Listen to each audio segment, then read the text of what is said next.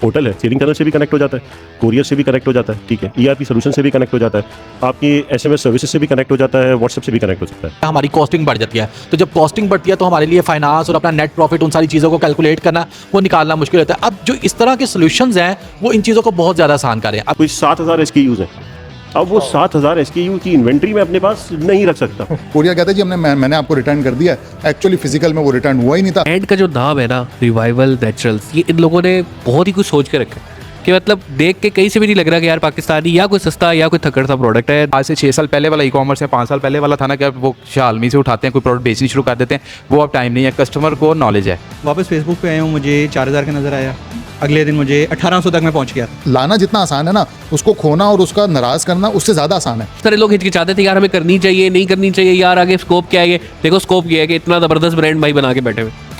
और जहाँ से उसको पहले मिलेगा उसने उसको रिसीव कर लेना। अस्सलाम वालेकुम everyone, this is Ahmed Kazi, welcome to another episode of e-commerce Baithak. और आज है एपिसोड नंबर 24 और आप लोगों का बहुत ज़्यादा प्यार मिल रहा है ई-कॉमर्स बैठक को। और आप लोगों के जितने भी कमेंट्स हैं हम लोगों को मिल रहे हैं, आप लोग कमेंट्स में इतनी ज़्यादा मोहब्बत हम लोगों को देते हैं, बहुत सारे सवालात करते हैं, बहुत सारा फीडबैक देते हैं और इतनी अच्छी अच्छी बातें लिखते हैं। यकीन माने हमारे लिए वो बहुत ज़्यादा जो है बाई से मोटिवेशन भी होता है और बाई से हिम्मत होता है कि हम आगे आके आपके लिए और अच्छे एपिसोड लेके आ सके। ई-कॉमर्स की बैठक जिस तरीके से अल्हम्दुलिल्लाह चल रही है और आप लोगों का प्यार मिल रहा है, मुझे लगता है कि इंशाल्लाह आने वाले टाइम में ज़रूर ये कुछ ना कुछ इस इंडस्ट्री के लिए, लोगों के लिए बहुत अच्छा काम कर जाएगी और कर भी रही है। लोग सीख रहे हैं, हमें पर्सनल मैसेजेस आ रहे हैं, कमेंट्स आ रहे हैं, लोग वीडियोस शेयर कर रहे हैं। आप लोगों की मोहब्बत बहुत बहुत मैं उसका जन तहे दिल से शुक्रिया अदा करना चाहूँगा। अच्छा, इसके बाद आपको पता चलेंगे ये एपिसोड जो है ये आप तक पहुँचाने में हमें सपोर्ट करता है द वर्टिकल प्रोवाइड करता है ऑफिस स्पेसेस लाहौर के अंदर। अगर आप भी अपना ऑफिस जो है वो किराए पे लेके थक चुके हैं और रेंट दे के थके हैं और अगर अपना ऑफिस इंस्टॉलमेंट में चाहते हैं तो द वर्टिकल है आपके लिए बेस्ट जगह। और द वर्टिकल ने ग्रैंड वर्टिकल के नाम से अभी गुलबर्ग के अंदर V4 का अपना लॉन्च किया है। ज़बरदस्त प्रोजेक्ट, अगर इसके बारे में जानना चाहते हैं thevertical.pk पे जाके इन्फॉर्मेशन ले सकते हैं। आज मेरे पास जो मेहमान मौजूद हैं ये मेरे लिए बहुत बाइस फ़ख्र है, इसलिए मैंने शुरू में कहा कि ई-कॉमर्स बैठक को इतनी मोहब्बत मिल रही है कि कराची से हमारे पास जो है मेहमान मौजूद हैं। सारिम भाई हमारे पास गुजरांवाला से रिवाइवल के ऑनर्स यहाँ पे आए हैं और वो आज अपनी जर्नी ना सिर्फ आपसे शेयर करेंगे, चैलेंजेस क्या आ रहे हैं, ई-कॉमर्स को कैसे ग्रोथ दे रहे हैं, इसके बारे में डिस्कशन करेंगे और ई-कॉमर्स सॉफ्टवेयर की बात करेंगे। तो सबसे पहले मैं शुरू करता हूँ सारिम भाई से। सारिम भाई प्लीज़ थोड़ा सा बताइएगा अपनी जर्नी के बारे में, सॉफ्टवेयर के बारे में, कौन सा ऑर्डर मैनेजमेंट सिस्टम है जिसके ऊपर आप काम कर रहे हैं, क्या उसके अंदर जो है वो नई जिद्दत लेके आ रहे हैं, लोगों को किस तरीके से बेनिफिट हो सकता है और क्या क्या चीज़ें हैं उसके अंदर हम ऑटोमेशन की तरफ जो है लेके जा सकते हैं। सबसे पहले तो थैंक यू वेरी मच कि आपने मुझे यहाँ पे, मैंने आपसे ही देख के बात करनी है जी, जिधर मर्जी आप, ये फ्लोर आपके लिए। बस माइक थोड़ा ऊपर करने क्योंकि पीछे शोर होता है, इसलिए हमने इसको ना डेड किया हुआ है, तो जितना करीब होता है उतनी आवाज़ अच्छी आती है। अच्छा, सबसे पहले तो थैंक यू वेरी मच, आपने मुझे इनवाइट किया यहाँ पे। It's really honour for me कि मैं आपके प्लेटफॉर्म पे आया।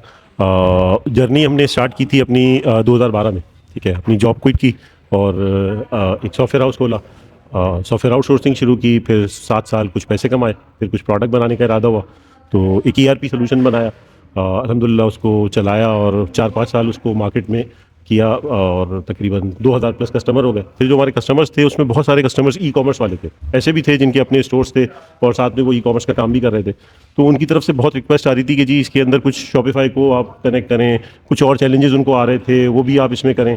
तो जब हमने मार्केट को स्टडी किया और लोगों के इंटरव्यूज़ कंडक्ट किए और जब सारी चीज़ों को देखा तो हमने डिसाइड ये किया कि हमें एक प्रोडक्ट बनाना चाहिए जो कि इन चैलेंजेस को जो है वो एड्रेस करे और जो रियल पेन पॉइंट है उनका सोल्यूशन हम लेके आए। तो हमारा जो सॉफ्टवेयर है उसका नाम है शिप कर दो, ठीक है। जो ERP सोल्यूशन है उसका नाम है स्प्लेनेड अकाउंट्स। अच्छा, शिप कर दो बेसिकली ई-कॉमर्स जो भी ई-कॉमर्स बिजनेस करता है, चाहे उसके डेली के 50 ऑर्डर है, 500 है या 5000 है, ठीक है, उसके लिए एक अच्छा ऑर्डर मैनेजमेंट सिस्टम होना ज़रूरी है। माइक आपने उस डायरेक्शन में रखना है जिस तरफ आपका चेहरा होगा। अच्छा, सॉरी। ई-कॉमर्स सोल्यूशन हमने डिज़ाइन किया, ठीक है। अच्छा, जब ई-कॉमर्स सोल्यूशन हमने डिज़ाइन किया तो हमने मार्केट रिसर्च की, लोगों से इंटरव्यूज़ किए, जो हमारे कस्टमर्स थे उन्होंने अपने रियल प्रॉब्लम्स और चैलेंजेस हमसे डिस्कस किए। तो उन सबको जब हमने स्ट्रीमलाइन किया तो हमने डिसाइड ये किया कि इंस्टेड ऑफ कि हम अपने ERP सोल्यूशन के अंदर उन फीचर्स को इम्बैड करें, एक अलग से प्रोडक्ट बनाते हैं। क्योंकि हमने देखा कि बहुत सारे ऐसे बड़े ब्रांड्स हैं, बहुत सारे ऐसे लोग हैं जो ऑलरेडी कोई ना कोई ERP सोल्यूशन यूज़ कर रहे हैं, कोई डायनामिक्स यूज़ कर रहा है, कोई SAP यूज़ कर रहा है, कोई और मार्केट में मौजूद सोल्यूशन यूज़ कर रहा है और it's quite difficult for them कि वो अपना ERP सोल्यूशन भी अपग्रेड करें। तो हमने एक प्रोडक्ट पूरा डिफाइन किया जो कि उन प्रॉब्लम्स को एड्रेस करता है, फ्रॉम ऑर्डर लैंडिंग, यानी कि जो जर्नीज होती हैं, मैं समझता हूँ 2-3 फेजेस होते हैं एक ई कॉमर्स बिजनेस के, जहाँ वो पहले मार्केटिंग करते हैं, मार्केटिंग करके जो है वो ऑर्डर लेके आते हैं, फिर इसके बाद ऑर्डर की डिलीवरी होती है और फिर इसके बाद उसकी मैनेजमेंट होती है। तो बहुत सारी चीज़ें उसमें शामिल होती हैं। तो हमारा सिस्टम जो है वो शॉपिफाई, ई कॉमर्स, दराज और इस तरह के प्लेटफॉर्म से कनेक्ट हो जाता है, ठीक है। वहाँ पे जैसे ही ऑर्डर आता है बेसिकली वो यहाँ पे लैंड कर जाता है। ये एक ऐसा बेसिकली पोर्टल है जो कि सेलिंग चैनल से भी कनेक्ट हो जाता है, कोरियर से भी कनेक्ट हो जाता है, ठीक है, ERP सोल्यूशन से भी कनेक्ट हो जाता है, आपकी SMS सर्विसेज से भी कनेक्ट हो जाता है, व्हाट्सएप से भी कनेक्ट हो सकता है। आप इसमें चैटबॉट्स बना सकते हैं, ठीक है। आप जब ऑर्डर आता है तो आपकी इन्वेंट्री मैनेजमेंट हो जाती है। जो भी आप ERP सोल्यूशंस के अंदर अपनी इन्वेंट्री को ऐड करते हैं, अपडेट करते हैं, एक ही जगह से वो आपके शिपकर्दों को भी अपडेट कर देगा, आपके ई कॉमर्स के प्लेटफॉर्म को भी अपडेट कर देगा, ठीक है। इवन अगर आपकी ई कॉमर्स के ऊपर कोई चीज़ सेल होती है तो जो आपके आउटलेट्स हैं वहाँ पे भी इन्वेंट्री जो है वो लॉक हो जाएगी कि वो वहाँ से सेल ना हो सके। ओवर सेलिंग की प्रॉब्लम को सॉल्व किया हमने, इन्वेंट्री मैनेजमेंट की प्रॉब्लम को सॉल्व किया हमने। इसके अंदर हमने बेसिकली जो आपकी जो एक सबसे बड़ा एक हैसल है वो है ऑर्डर की ट्रैकिंग। जब आपका ऑर्डर जाता है, इन ट्रांजिट होता है, ठीक है, तो वो जितनी जल्दी कस्टमर तक पहुंच जाए, डिलीवर हो जाए, उतना ज़्यादा बेहतर होता है। और कोरियर वाले तो बदमाश हैं, आप लोग पहले कई दफ़ा इसके ऊपर डिस्कशन भी कर चुके हैं, तो उनको भी इससे मॉनिटरिंग बड़ी आसान हो जाती है। क्योंकि अगर क्योंकि कोरियर की जो लॉग्स आती हैं उन लॉग्स को हम ट्रैक करते हैं, उन लॉग्स के ऊपर आप कुछ बिजनेस रूल सेट कर सकते हैं। उसके ऊपर जब भी कोई एक्शन होता है सिस्टम के अंदर टैग्स लग जाते हैं, कुछ स्टेटसेस हैं वो अपडेट हो जाते हैं, ठीक है। उससे आप बहुत अच्छे तरीके से अपने ऑर्डर की जर्नी को जो है वो ट्रैक कर सकते हैं और अपने रिटर्न्स के रेशो को नीचे लेके आ सकते हैं, जहाँ एक्चुअली आपका प्रॉफिट छुपा हुआ है।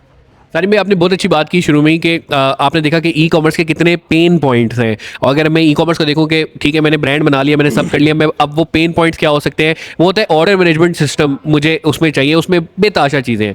पहली चीज़ ये है कि मुझे कुरियर को देखना है कि भाई ये ऑर्डर कहाँ है। लोग भी मुझसे पूछ रहे थे मेरा ऑर्डर कहाँ है, मैंने भी जारी बात है कुरियर को देखना है, बजाय इसके कि मैं मल्टीपल कुरियर्स अगर यूज़ कर रहा हूँ, ठीक है, तो 6 कुरियर्स के 6 पोर्टल देखने के बजाय मैं आपके पोर्टल से एक ही पोर्टल से वो सारी इन्फॉर्मेशन देख के बता सकता हूँ कि उसका स्टेटस क्या है। एग्जैक्टली। दूसरा ये है कि मुझे सबसे बड़ी जो तकलीफ होती है वो ये होती है कि यार कितना डिलीवर हो गया है, उसका कितना पैसा अब आना है, उसका पैसा जो है कितनों का मुझे आ चुका है, कितनों का नहीं है, वो आपने एक पूरा ऑटोमेट करके दे दिया कि हाँ मुझे कहीं नहीं जाना, 6 कोरियर की तरफ नहीं जाना। क्योंकि देखिए कोरियर एक से ज़्यादा यूज़ करना भी एक मजबूरी है, क्योंकि हर एक अपनी फील्ड में अच्छा है। कोई डिलीवरी लाहौर में बहुत अच्छी करता है लेकिन कराची में नहीं करता, कोई है जो पूरे पाकिस्तान के छोटे छोटे एरिया से बहुत अच्छी करता है लेकिन उसकी पेमेंट साइकिल डिफरेंट है। तो मैं मजबूर हूँ एक से ज़्यादा यूज़ करने में, तो आपने मेरे लिए वो आसानी कर दी। एक और चीज़ हमने इसमें ऐड की है कि आप इसकी भी ऑटोमेशन कर लेते हैं। इसकी ऑटोमेशन ऐसे कर लेते हैं कि आप डिसाइड करते हैं कि जी मैंने ब्लू एक्स से लाहौर में डिलीवरी करानी है, मैंने TCS से जो है वो इस्लामाबाद में डिलीवरी करानी है, तो आप ये पहले से जो है वो कॉन्फ़िगर कर लें। जैसे ही ऑर्डर लैंड करेगा ऑटोमेटिक कंसाइनमेंट भी क्रिएट हो जाएगा। अब आपने सिर्फ पिक शीट प्रिंट करनी है, आपने एड्रेस लेबल प्रिंट करने, पैकिंग करनी है, लोड रेडी करना है। अच्छा, वो भी प्रिंट करने का भी मुझे हैसल से बच गया, मुझे हर एक पोर्टल पे नहीं जाना, वहीं पे करना है। Exactly. फिर जो कोरियर पिक करने आ रहा है उसकी अपनी एक लोड शीट होती है, उसने जो स्कैन कर दिया वो भी आपने प्रोवाइड कर दी। फिर इसके अलावा थोड़ा सा और पीछे चलते हैं कि ऑर्डर कंफर्मेशन है, तो वो अगर मुझे SMS से करवानी है, रोबो कॉल से करवानी है, व्हाट्सएप से करवानी है, वो भी आपने दे दी सोल्यूशन। वो भी सारा है। सबसे पहले तो जो एक इन्वेंट्री मैनेजमेंट का इशू आता है ना, ब्रांड्स के पास तो इन्वेंट्री मौजूद होती है, ठीक है। एक बहुत बड़ा चंक ऐसा है जो कि ड्रॉप शिपिंग में काम कर रहा होता है, यानी कि वो पहले ऑर्डर लेता है, ठीक है, और फिर इसके बाद उस ऑर्डर की फुलफिलमेंट अपने पास करके उसको डिलीवर कर रहा होता है। तो उनके लिए एक हैसल होता है कि जी कितने प्रोडक्ट्स मेरे पास आए, मेरे पास इन हाउस कितना इन्वेंट्री पड़ी हुई है, और मुझे उसको आगे समटाइम्स मैन्युफैक्चरिंग वाले जो ड्रॉप शिपिंग करते भी नहीं है, जैसे परफ्यूम्स वाले, वो परफ्यूम्स जो है वो पहले से बहुत ज़्यादा स्टॉक रखते नहीं है। जैसे ही उनके पास इन्वेंट्री होती है, मगर जब ऑर्डर आता है तो वो पैकिंग करा लेते हैं, पैकिंग करा के फिर उसको शिप कराते हैं। ज़बरदस्त ज़बरदस्त। और लोग तो अब इतने ज़्यादा एडवांस हो चुके हैं कि अगर वेंडर के साथ आपकी सेटिंग अच्छी है तो बजाय इसके कि वो इन्वेंट्री भी आपने घर पे रखनी है, आपके सिस्टम को यूज़ करते हुए मैंने वो इन्वेंट्री पार कर दी, और उस इन्वेंट्री का जैसे ही ऑर्डर है मैंने बताया कि यार ये ऑर्डर आ गया, आप इसको फुलफिल कर दें। सर मेरा एक कस्टमर यही काम कर रहा है, वो कराची में है और उसके डेली के कोई 4 से 5 हज़ार ऑर्डर है।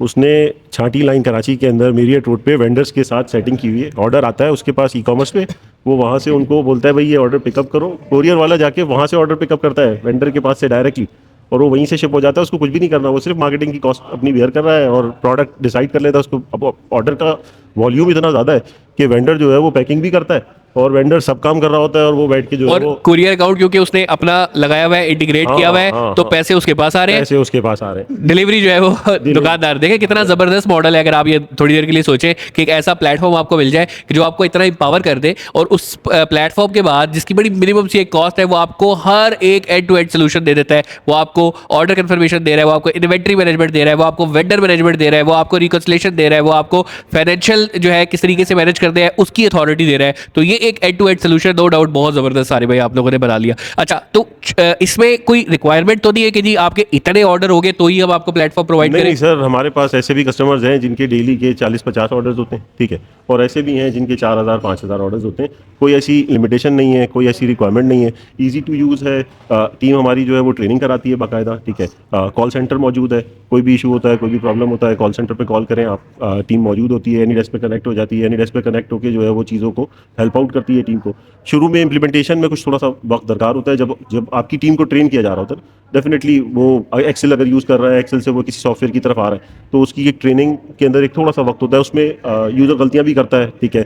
कंसाइनमेंट डबल बुक कर देते हैं समटाइम्स, कुछ और भी मिस्टेक करते हैं, एड्रेस लेवल प्रिंट करके जो है वो कुछ कर दिया। तो इस तरह की जो इश्यूज़ होते हैं, इसको थोड़े दिनों में जो है वो सॉर्ट आउट हो जाते हैं, और फिर इसके बाद वो जर्नी जो है वो आपकी स्मूथ चलती है। सबसे अच्छी चीज़ जो है वो पेमेंट की रिकन्सिलेशन है, जिसका आपने जिक्र भी किया, और जो सबसे ज़्यादा एम्पावर करता है बाकी मार्केट के ऑर्डर मैनेजमेंट सिस्टम से हमारे सिस्टम को, कि हमारे पास एक end to end complete financial system है, एक पूरा कंप्लीट ईआरपी है जो इसके साथ कनेक्टेड है, कि आपने अपनी परचेजेस वहाँ रिकॉर्ड करनी है, ठीक है, वो ऑटोमेटिकली आपकी शॉपिफाई को भी और शिपकर्दों को भी अपडेट करता है, ठीक है। आपने एडजस्टमेंट्स बनानी है, वो भी आ जाती है ईजिली, ठीक है, और एक्सपेंसेस भी आपने वहाँ डालने, आपने सिर्फ और सिर्फ अपनी सेल्स को रिकॉर्ड करना है। जर्नी बिल्कुल ऐसे चलती है कि ऑर्डर आता है, इन प्रोसेस में जाता है, आप उसकी बुकिंग ऑटो हो जाती है, मैनुअल भी कर सकते हैं। अच्छा, एक चीज़ मैं भूल गया बताना, एक जो बड़ा अच्छा फीचर है हमारे पास, कि अगर लेट से आप 6 कोरियर यूज़ कर रहे हैं जैसे आपने कहा, ठीक है, और आप चाहते हैं कि जी ये कोई 3000 ऑर्डर ऐसे हैं जिनको मैं लोएस्ट रेट पे बुक करना चाहता हूँ, ठीक है, तो आप सिंगल एक बटन क्लिक करें, सिस्टम जो है वो आपके सारे कोरियर्स को चेक करेगा कि जी कि इस कस्टमर की इस डेस्टिनेशन के ऊपर कौन सा कोरियर सबसे लोएस्ट रेट ऑफर कर रहा है, और उस रेट के ऊपर वो उसको बुक कर देगा और आपको वो, हाँ एग्जैक्टली, तो वो, और एक परफॉर्मेंस बेस भी है कि अब अगर कुछ ऑर्डर ऐसे होते हैं जिसमें कस्टमर कहते हैं भाई मुझे अर्जेंटली चाहिए, रिगार्डलेस आप मुझसे जो है वो ज़्यादा पैसे ले लें, तो आप जो है वो परफॉर्मेंस बेस को क्लिक करें, ठीक है, और जितने भी ऑर्डर्स हैं उनमें वो देखेगा कि जी फास्टेस्ट डिलीवरी कौन सा कोरियर दे रहा है उस डेस्टिनेशन की, क्योंकि हमने ऑब्जर्व किया है कि जी अगर आप 4-5 कोरियर यूज़ कर रहे होते हैं तो कोई कोरियर उसी डेस्टिनेशन पे 3 दिन में पहुंचा रहा होता है, कोई जो है वो 7-8-10 दिन में भी पहुंचा रहा होता है। तो सिस्टम जो है वो ऑटोमेटिकली जो है वो उस चीज़ को देखता है और बुकिंग करके आपको दे देता है। जबरदस्त। अच्छा, कुछ कुरियर वाले ऐसे भी होते हैं जो वेट बताते हैं कुछ और चार्ज करते हैं कुछ। कुरियर तो चल ही ऐसे रहा है ना, मतलब 2 नंबरियां भी हमने किसी एक एपिसोड में इंशाल्लाह आपको डिटेल 2 नंबरियां बताएंगे। वो हमारे एक कस्टमर थे, चूँकि मैंने जैसे आपसे जिक्र किया कि ये प्रोडक्ट हमने अपने कस्टमर के फीडबैक से बनाया, ठीक है। हमारे पास एक बड़ा कस्टमर बेस था, उनको जो चैलेंजेस थे वो हमें बताते गया कस्टमर, भाई मुझे ये मसला आता है मुझे।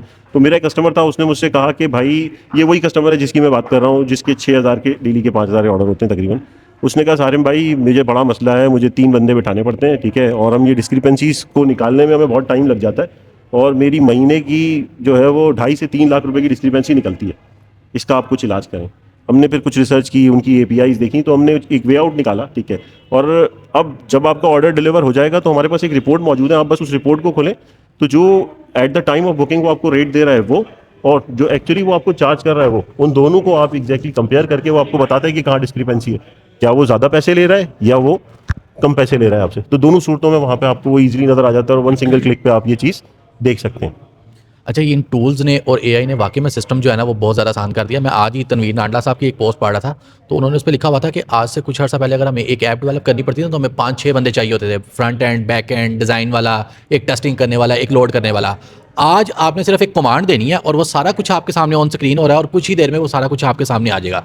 तो इन्होंने भी आज, मुझे लगता है कि वो जो मैंने सुबह पढ़ा है वो इन्होंने तस्दीक कर दिया उस चीज़ की कि अब आपको अपना बिजनेस चलाने के लिए, क्योंकि आप इससे पहले भी हमारे साथ जो आए थे गेस्ट वगैरह आते हैं, बताते हैं कि उन्हें क्या इश्यूज फेस करने पड़ते हैं, लेबर्स किस तरह फेस करनी पड़ती है। जैसा प्लीज़ पापा वालों ने भी बताया कि हमें 1 से 2, 2 से 3 बंदे करने पड़ते हैं, हमारी कॉस्टिंग बढ़ जाती है। तो जब कॉस्टिंग बढ़ती है तो हमारे लिए फाइनेंस और अपना नेट प्रॉफिट, उन सारी चीज़ों को कैलकुलेट करना, वो निकालना मुश्किल होता है। अब जो इस तरह के सोल्यूशंस हैं वो इन चीज़ों को बहुत ज़्यादा आसान कर रहे हैं। अब देखिए, अगर आप मैनुअल काम कर रहे थे तो जितनी चीज़ें इन्होंने एक ऐप में दे दी हैं या एक सॉफ्टवेयर में दे दी हैं, उसके लिए कम से कम आपको 2-3 बंदे तो चाहिए। उनकी मंथली सैलरी है 40-50 हज़ार रुपया, आपको 1 लाख 2 लाख रुपए का एक्सपेंस है। वो मिनिमम पैसों में वो एक चीज़ आपको घर बैठे दे रहे हैं। इसी तरह से जिस तरह आप अक्सर अपनी पॉडकास्ट में जिक्र करते हैं जी कि 2 मिनट लगता है वेबसाइट बनाने में। मैंने कल परसों एक ट्राई की lovable.ai है, आप उसको जाके सिर्फ बताइए कि आपने किस नीच के ऊपर वेबसाइट बनानी है, यार ऐसी वेबसाइट बना के देगा। मैं कहता हूँ देख रहे वो खुद नहीं शायद आप बना सकते जिस तरह की वो बना देगा, 2 मिनट नहीं लग रहे हैं।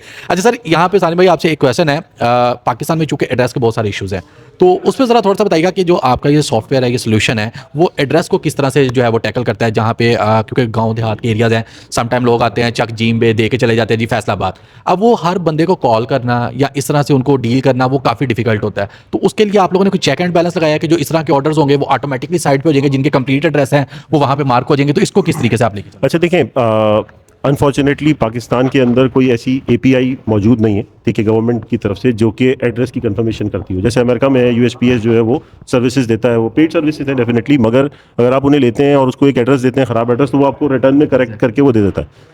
तो अब वो फैसिलिटी तो हमारे पास है नहीं, ठीक है। अब ये जो चक वाली बात कर रहे हैं ना, ये सबसे डिफिकल्ट है, ठीक है। अच्छा, अब हमारे पास कुछ सिटीज़ की लिस्ट है, ठीक है, और कुछ और चीज़ों की इस तरह की लिस्ट है जिससे हम थोड़ा सा आइडेंटिफाई कर लेते हैं कि यार ये एड्रेस जो है वो गलत है, ठीक है। और जो सिटीज़ हमें नहीं मिलते हैं उनको हम पहले ही हाईलाइट करके दे देते हैं वहाँ पे, तो कस्टमर को वो नज़र आ जाए। अच्छा, उसमें हमारे पास जो एक सिस्टम में एक चीज़ है टैग्स, ठीक है, वो टैग्स बहुत सारे पर्पसेस में इस्तेमाल होता है। तो जो भी बैड एड्रेस होता है उसके साथ वो टैग जो है वो लग जाता है, ठीक है। तो अब जो बैड एड्रेस, अब आप अपने किसी भी एक टीममेट की जिम्मेदारी लगा देंगे, भाई ये जो बैड एड्रेस है इनको आपने करेक्ट करना है, तो अब वो उसको समटाइम्स स्पेलिंग गलत होती है। वो कोरियर के अंदर, एक कोरियर के अंदर भावलपुर की कोई स्पेलिंग है, दूसरे कोरियर के अंदर कुछ 2 अलग स्पेलिंग है, और जो कस्टमर लिख रहा है वो कुछ और तीसरी स्पेलिंग लिख रहा है, ठीक है। तो वो सिस्टम कुछ चीज़ों को तो ऑटो करेक्ट कर देता है, कुछ चीज़ों के अंदर वो टैग लगा देता है बैड एड्रेस, जिसको आप बहुत क्विकली देख के उसको सॉर्ट आउट कर लेते हैं।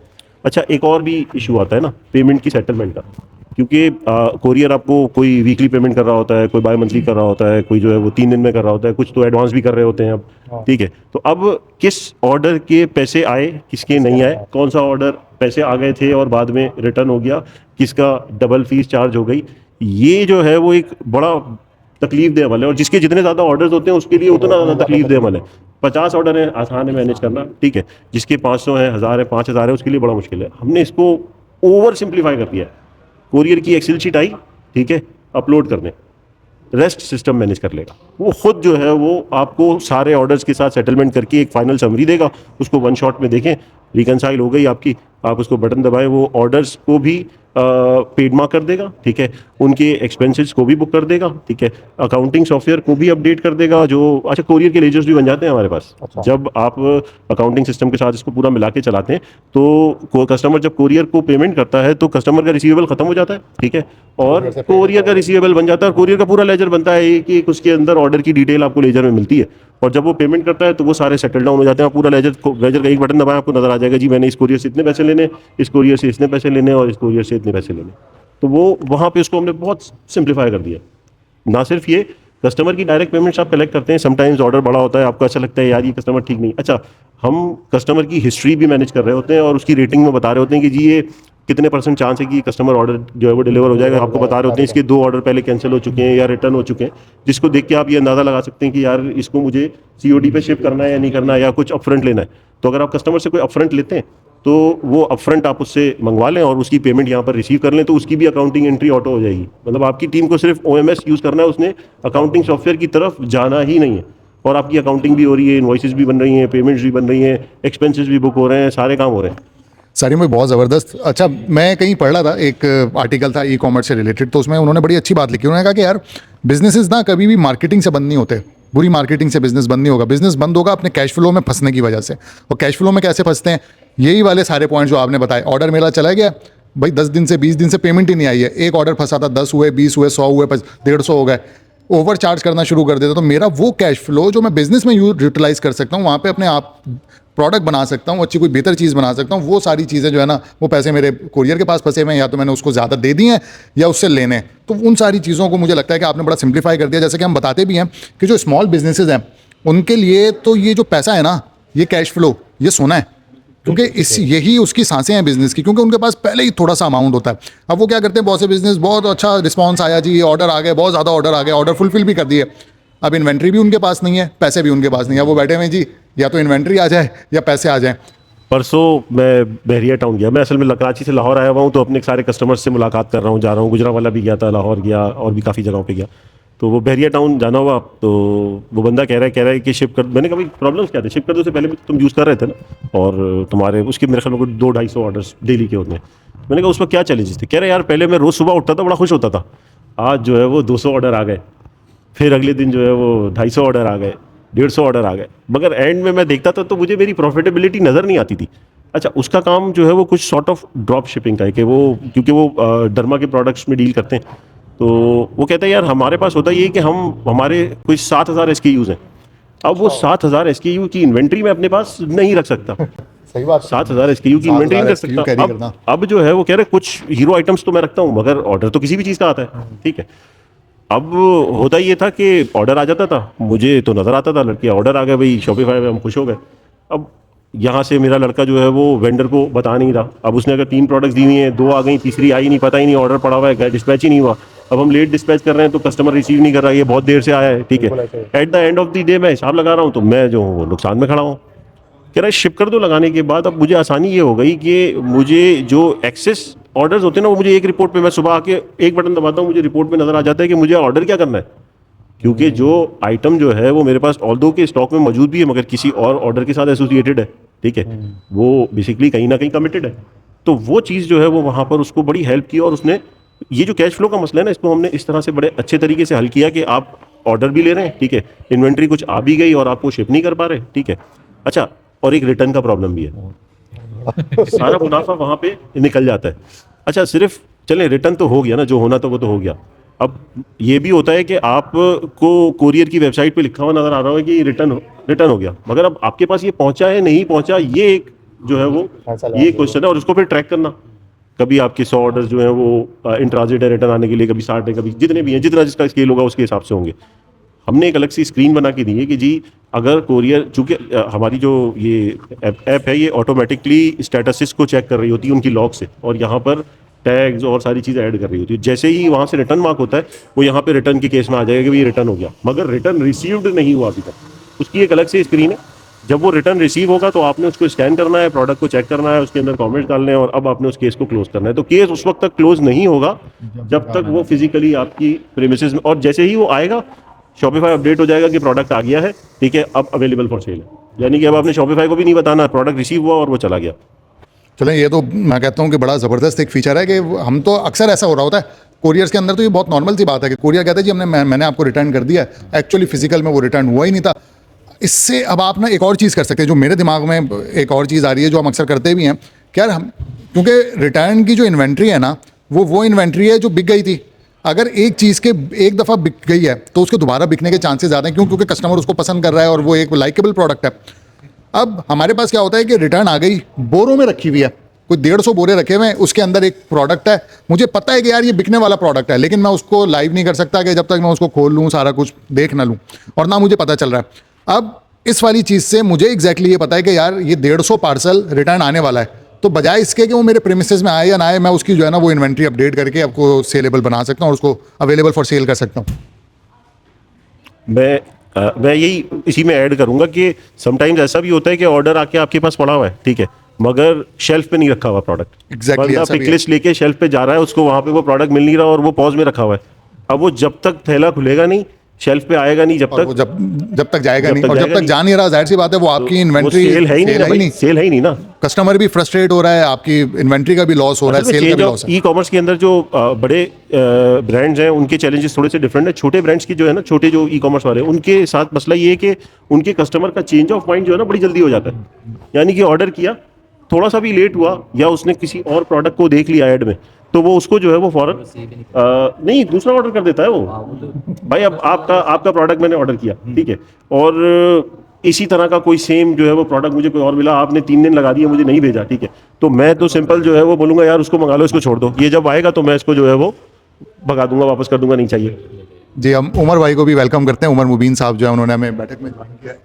शुक्रिया। एक तो सॉरी मैं लेट हो गया आज, ट्रैफिक सजा मिलेगी, आप जो है ना वो मैं थोड़ा दूर गया आप दीवार की तरफ मुंह करके खड़े हो जाए 10 मिनट। अच्छा सर, जो आप बात कर रहे हैं ना बेसिकली, अब वो शायद 2-3 दिन का वेट नहीं होता। आप एक प्रोडक्ट को ऐड टू कार्ट करते हो, बाय करते हो, उसी टाइम फेसबुक के ऊपर आओ और आपको वही सेम प्रोडक्ट किसी और स्टोर से दिखेगी कम प्राइस की। आप बिल्कुल सही कह रहे हैं। आप उसको स्क्रॉल करते जाओ, अब मैंने वो ऐड देखा था कि जिस टाइम ये सर्दियाँ स्टार्ट हुई थी ना, नेबुलाइज़र, पोर्टेबल नेबुलाइज़र पहला स्टार्ट हुआ था वो 6,000 से।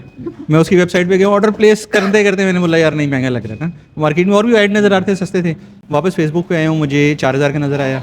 अगले दिन मुझे 1,800 तक मैं पहुँच गया था। अच्छा तो ये अब वो 2-3 दिनों वाला सिस्टम नहीं होता। एक अपना एक ये दो दिन आपको और रुक मिनटों जाते के तो अंदर- शायद चाइना के डायरेक्ट वेंडर तक चले जाते, 800 में भी मिल जाता। ठीक। तो ये वाले जो आप बात कर रहे हो ना, ये बात बिल्कुल ठीक है। अब इसमें जो इम्पोर्टेंट रोल है ना, वो आपके CS का होता है। ठीक है कि आपका CS फ़ौरन से कस्टमर को कॉल मैसेज करके अपने साथ इंगेज कर ले कि उसका ध्यान कहीं और नहीं जाए। ठीक है। और एक और मैं एग्जांपल यहाँ पे दूंगा, एक ब्रांड इसको फॉलो कर रहा है। वो जैसे ही ऑर्डर उनके पास आता है ना, उसी सेम ऑर्डर की जो बेनिफिट्स हैं और डिस्क्रिप्शन है ना, वो व्हाट्सएप पे फ़ौरन सेंड कर देते हैं उसको। कि जिस तरह आपका लेट्स सपोज स्किन केयर का ब्रांड है, आपके पास कोई नाइट क्रीम या उसका कोई ऑर्डर प्लेस हो, अब व्हाट्सएप पे फ़ौरन उसकी डिटेल्स को सेंड कर दो कि यार इसका माइंड कहीं और नहीं जाए। ठीक है, उसको प्रोडक्ट तो नजर आएंगे, आप उससे नहीं रोक सकते, आप मेटा ऐड देखने से नहीं रोक सकते कि उसको कहो यार तूने मेटा ऐड और नहीं देखने, तूने ऑर्डर प्लेस कर दिया तो लेगा। ठीक है, हाँ, उसको उसी टाइम आप अपनी एंगेजमेंट कर दो। ठीक है, ताकि वो आपके साथ एंगेज उसमें रहे। और दूसरा डिलीवरी टाइम है।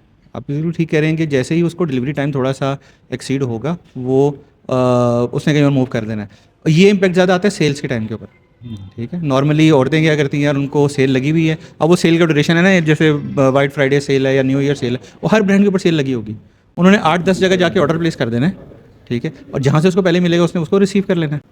फिर एक और इम्पैक्ट है उसमें कि उन्होंने सेल से ऑर्डर वेबसाइट पे कर दिया। अब उन्होंने शॉप पे जाके देखना है, वो अगर वहाँ पे अवेलेबल होगा, साइज़ चेक करके, फैब्रिक चेक करके वहाँ से बाय कर लेंगे। नहीं होगा तो ऑनलाइन की एक ऑप्शनल है उनके पास। ठीक है, उसको उन्होंने ऑप्शनल पे छोड़ दिया। अगर शॉप पे अवेलेबल नहीं होगा ना, तो हम ये ऑनलाइन वाला रिसीव कर लेंगे। इसमें कुछ मेरे जैसे भी होते हैं जो देखते हैं, पसंद आता है, ले लेते हैं, 2 दिन बाद सोचते हैं यार करूंगा क्या, ले तो लिया क्या, चल करो, नहीं आया।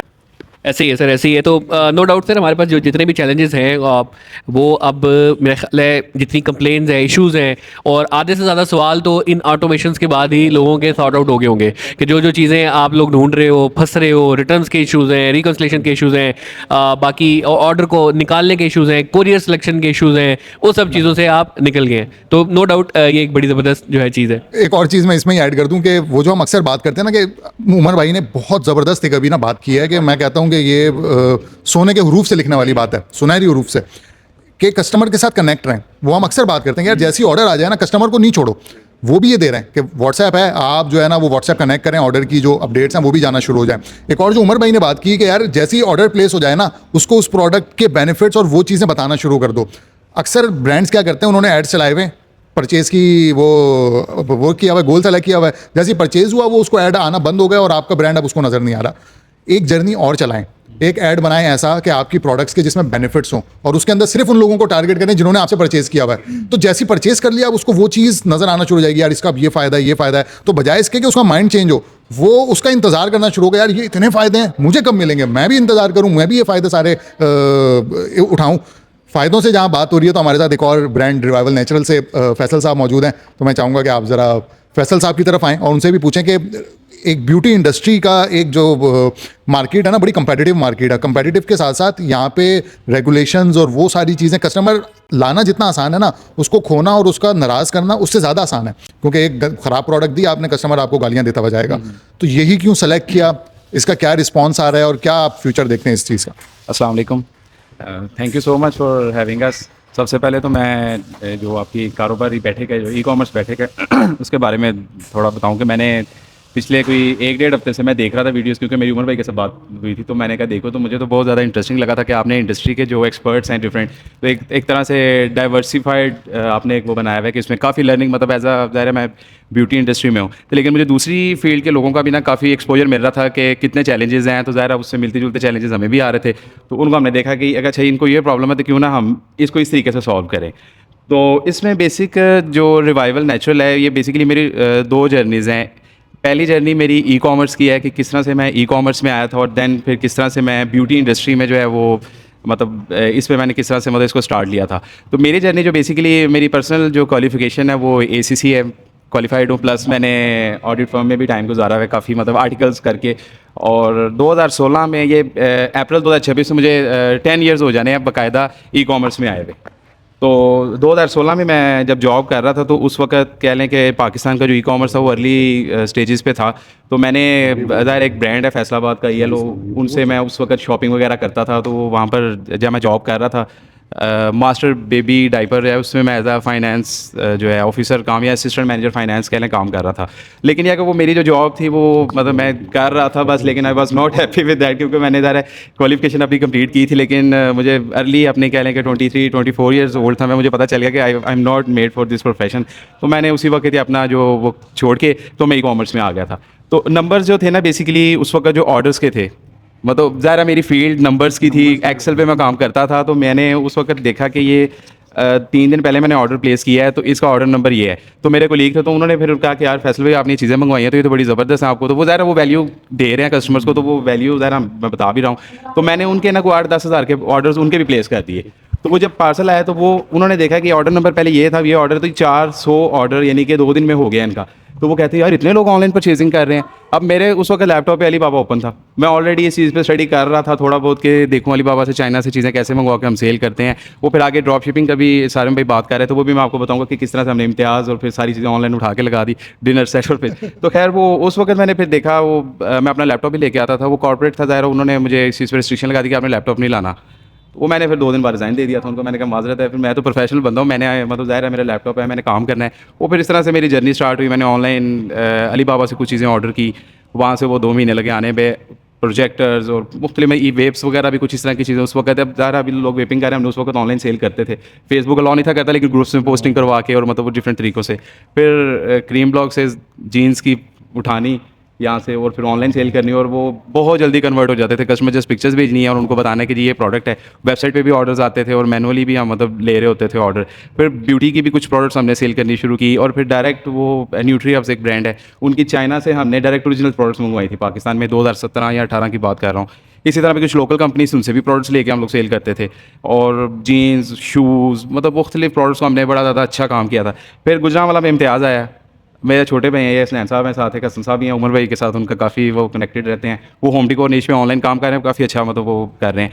उन्होंने हम लोगों ने इम्तियाज़ पे गया, हमने वहाँ पर कुछ प्रोडक्ट्स देखे। अब ड्रॉप शिपिंग के बारे में डिस्कस लोग करते हैं, लेकिन वो फॉर डूइंग प्रैक्टिकली, वो हम लोगों ने ऑफिस में 2 लड़कियाँ उधर से जाके वो ऑनलाइन मतलब कॉल के ऊपर बता रहे हैं कि ये वाली जो सपोज जूसर है, कॉफ़ी मेकर है, इस तरह की मुख्तलिफ प्रोडक्ट्स जो ऑनलाइन नहीं थी, वेब मास्टर इस तरह से कुछ कंपनी थी, वो सारी उठा के ना वो दराज पे भी प्लस वेबसाइट पे हम अपलोडिंग करते रहते थे।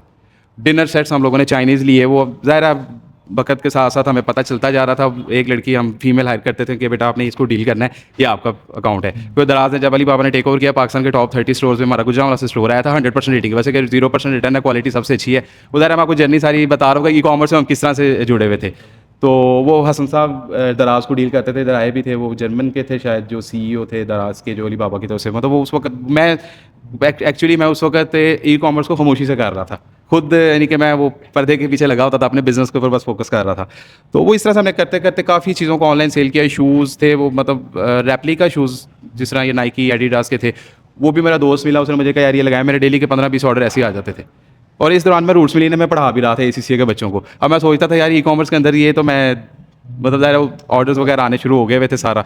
तो इस तरह से करते कराते हम लोग, एक टाइम आया कि हमारे दराज के ऊपर 10 ऑर्डर्स डिनर सेट्स के आते थे और वैल्यू 40,000 तक होती थी।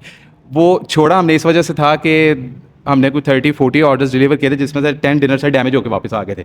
वो हमने अपने फैमिली में घर में सबको गिफ्ट किए थे। बाद में इसकी प्लेट टूटी, इसका कप टूटा, ये हमारी तरफ से गिफ्ट है। और उसमें ज़्यादा प्रॉफिट्स भी अच्छे होते थे, लेकिन यह कि वो अर्ली थे, चैलेंजेस थे, मतलब वो उस दौरान उम्रे पे भी गए थे, पूरी फैमिली गई थी, तो पीछे बच्चे जो काम कर रहे थे तो वो फ़ोन करके कह रहे थे सर जी लोडर करा लिया है, 2 लोडर और करवाने, क्योंकि जगह कम पड़ी हुई थी, इतने बड़े ऑर्डर से। उस वक्त ना दराज की सेल्स नई वो स्टार्ट हुई थी, 17, 18, 19 की बात है। तो इस तरह से करते कराते फिर वो एक टाइम आया कि वो मेरी सिस्टर जो हैं वो MPhil बायोटेक्नोलॉजी हैं, वो इसकी बॉडी शॉप और इस तरह से डिफरेंट प्रोडक्ट्स खुद यूज़ करती थी। कोविड आया, कोविड के अंदर हमने अपनी कैंपेन्स बंद की हुई थी, हमारे रिपीट ऑर्डर्स बहुत ज़्यादा थे और हम लोगों ने स्टाफ को घर भेज दिया। अब ज़रा उस वक्त हम लोग इस चीज़ को तो सोच ही नहीं थे ना कि ये बिजनेस मतलब अपॉर्चुनिटी है, एडवर्सिटीज़ के अंदर अपॉर्चुनिटीज़ आ रही हैं। हम लोग घर बैठे में बस सोच रहे हैं कि यार ये पता नहीं अब क्या होना है। सप्लाई चेन सीवियरली डिस्टर्ब थी हमारी। मतलब कुछ प्रोडक्ट्स ऐसे जो लाहौर से हम डिफरेंट कंपनी के इंपोर्टर्स उनसे लेते थे, तो लेकिन वो एक टाइम आया वो भी घर में बैठे हैं, वो जी कोई नहीं मिलनी, आपको कुछ नहीं मिलना, अभी टाइम नहीं है, गाड़ी पे आ रहे हैं, खुद करवा के लेके जा रहे हैं स्टॉक, और मतलब 100 ऑर्डर्स हैं तो हमारे पास स्टॉक 50 का होता था। वो इस तरह से वो चैलेंजिंग टाइम आया, ऑर्डर्स बहुत ज़्यादा थे। फिर ये पोस्ट टैक्स वगैरह जो कोरियर जो भी था उस वक्त, मेरे ख्याल से कॉल कोरियर था शायद, और नहीं MNP कोरियर से हम उस वक्त करते थे, वो उन सब ने 15 दिन के लिए ना बंद कर दिया कि पार्सल नहीं करा। फिर हम लोग गए पोस्ट ऑफिस, हम अपनी गाड़ियाँ भर के पीछे स्टॉक लेके जाते थे, उधर जाके मैनुअली फिल करते थे, स्टैम्प्स बनवाई थी, यानी इस तरीके से भी हम लोगों ने किया था। लेकिन वो अच्छा काम उस वक्त हो रहा था।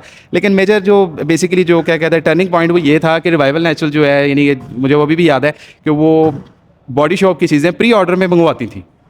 कुछ ऐसे ब्रांड्स थे जो यूरोप से और अमेरिका से यानी फैमिली को कह के वो कहते थे ये ले आए, तो यहाँ पर पाकिस्तान में जो 4000 की चीज़ है वो 10,000 पे चली गई थी, मिली नहीं थी। ज़ाहिर है कस्टमर 100 है, प्रोडक्ट 20 हैं, तो जिसने बेस्ट प्राइस पे करनी है वो उधर से फिर हमने देखा कि पाकिस्तान के अंदर कोई प्रोडक्ट देखें, अब तो ब्यूटी इंडस्ट्री काफ़ी इवॉल्व होकर क्वालिटी वाइज स्टैंडर्ड वाइज चीज़ें बहुत अच्छी हो गई हैं। लेकिन उस वक्त ये पोजीशन नहीं थी। मतलब जो भी आप प्रोडक्ट पकड़ते हैं वो आपको बात ये हो रही है कि 3 दिन में आपका रंग गोरा हो जाएगा, ओवरनाइट आपको ये हो जाएगा। मतलब वो एक वाइटनिंग का जो कॉन्सेप्ट से बाहर दुनिया थी नहीं। अब ज़ाहिर है जिसकी अभी भी हम ये चीज़ बिलीव करते हैं कि जो स्किन टोन है ना, इसका आपकी खूबसूरती के साथ कोई इंपैक्ट नहीं होता। मतलब अल्लाह ताला ने हर चीज़ खूबसूरत बनाई है, जस्ट ये है कि आप उसको थोड़ा सा ना उसकी केयर करें तो वो ऑटोमेटिकली शाइन करेगी। वो मतलब उस चीज़ को देखते हुए लोकल प्रोडक्ट्स को देखा सारी। अब वो हर बंदा एक ही के ऊपर घूम रहा था, मॉइस्चराइजिंग है तो ये वाइटनिंग है।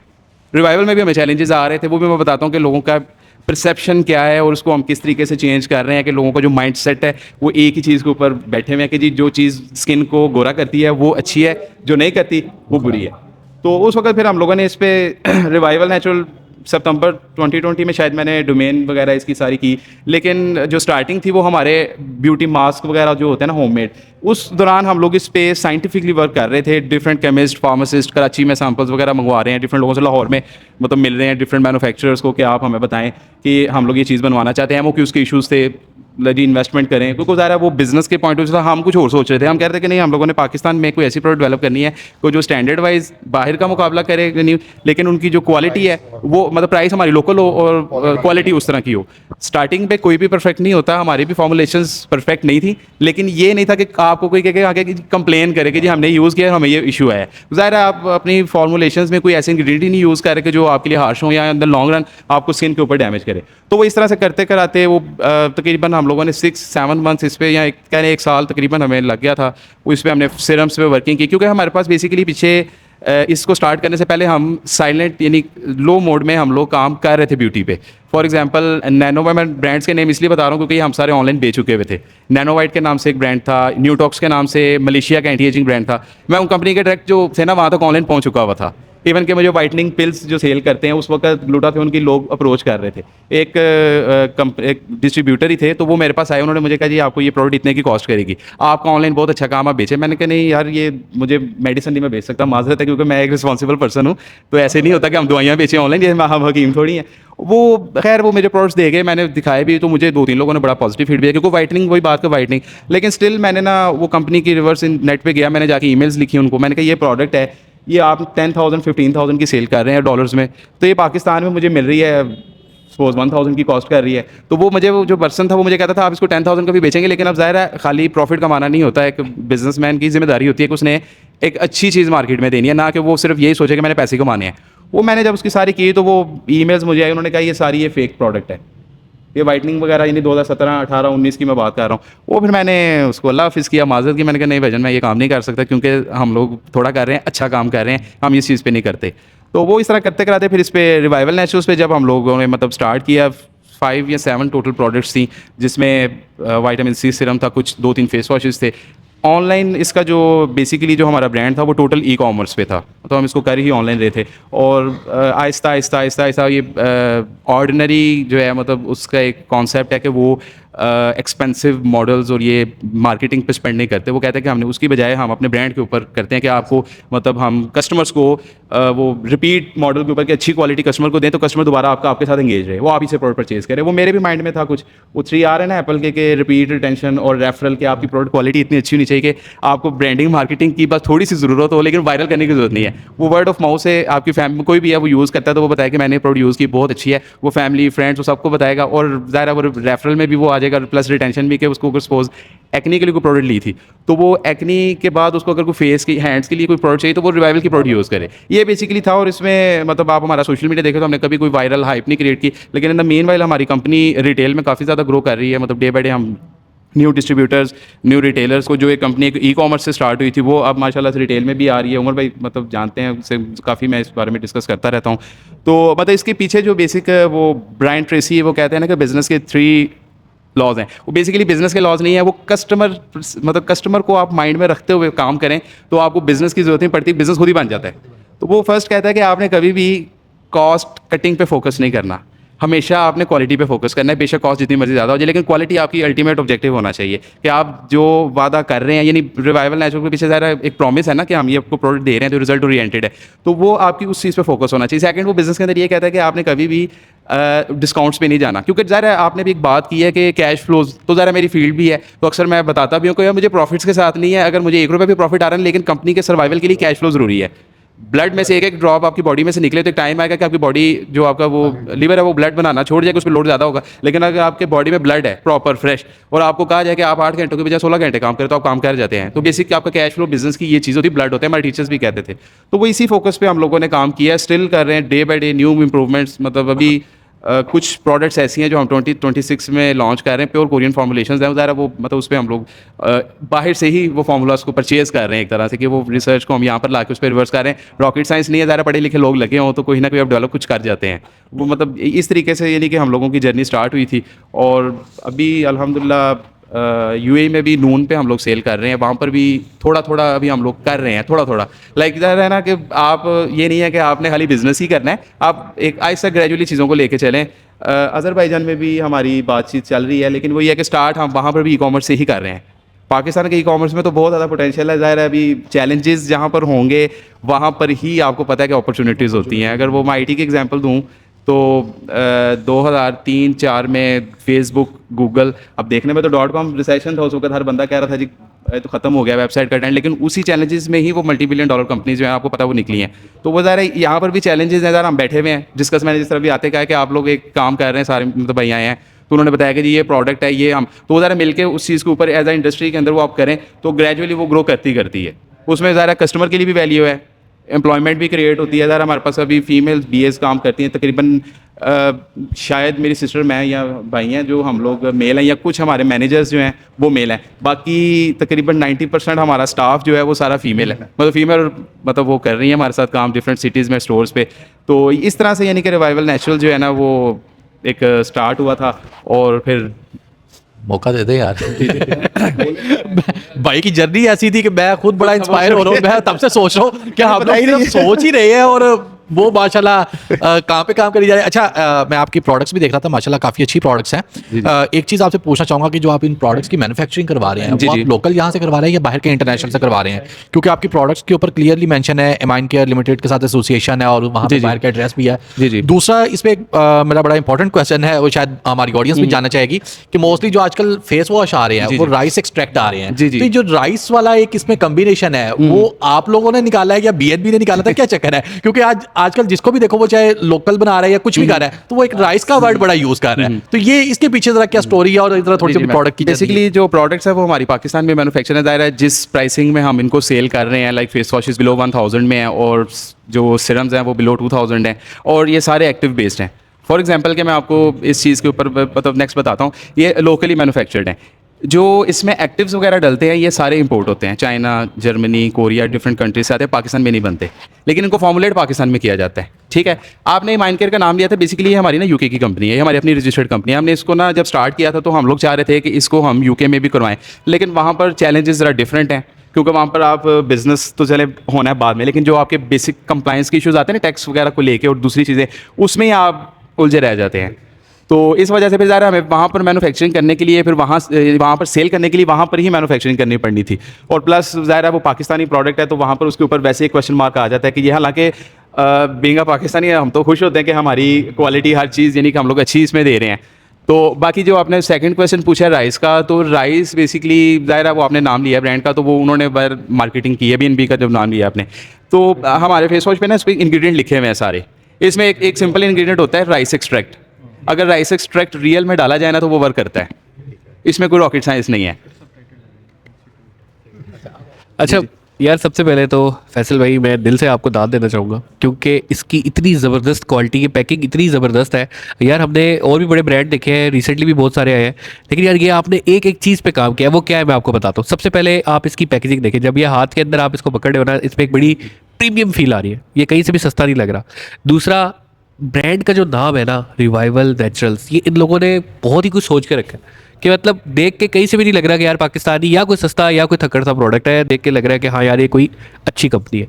फिर आप इसकी बैक पे चले जाते हैं ना, तो यहाँ पे बाकायदा इन्होंने लिखा हुआ है कि यार नो हार्श केमिकल्स, ठीक है, पैराबिन फ्री, फिर उसके बाद not tested on animals and this and that. और सबसे अच्छी चीज़, अगर फर्स्ट टाइम भी ये कोई प्रोडक्ट दिखेगा ना, वो 100% सोल्ड हो जाएगा यार। पैकिंग देख के, डब्बा देखे यार कितना ज़बरदस्त है, कलर देखे, हर एक की अपनी वैरायटी। अच्छा मैं इसकी पैकिंग देख के पहचान सकता हूँ कि भाई कौन सी चीज़ क्या है, ये फेस वॉश है, वो क्रीम है, वो जनाब क्या कहते हैं मेडिक्योर पेडिक्योर के लिए XYZ Hand and feet के लिए। एग्जैक्टली। अच्छा एक जो सबसे अच्छी चीज़ है जो इन्होंने की है, जिसका भी इससे सवाल भी किया है यार, वो ये है कि इन्होंने अपने आप को एफिलिएट करा लिया है किसी LLC कंपनी के साथ लंदन में। तो पीछे देखते साथ ही आप लिखते हैं 12 constant street London England.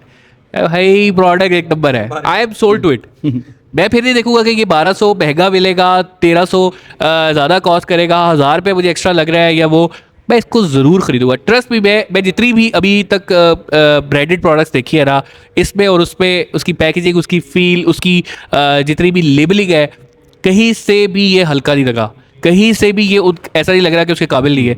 Secondly यार फैसल भाई, जो बहुत अच्छी बात मुझे आपकी लगी ना, वो ये है कि कॉन्स्टेंटली एक हसल कर रहे हैं आप। जी, जी। सही है, कॉन्स्टेंटली। और आप जितनी भी एग्जाम्पल पिछली बैठक से उठा के देख ले, या आपने इर्द गिर्द देख ले, प्लीज़ पापा को देख ले, आप साइकिल मोटर्स में साथ को देख ले, आज फैसल भाई आपके सामने एग्जाम्पल्स, और बेतहाशा पीछे जितने भी एपिसोड है, कोई बंदा आपको ऐसा नहीं मिलेगा जिसने फेलियर्स के बाद आके एक बड़ी सक्सेस नहीं देखी।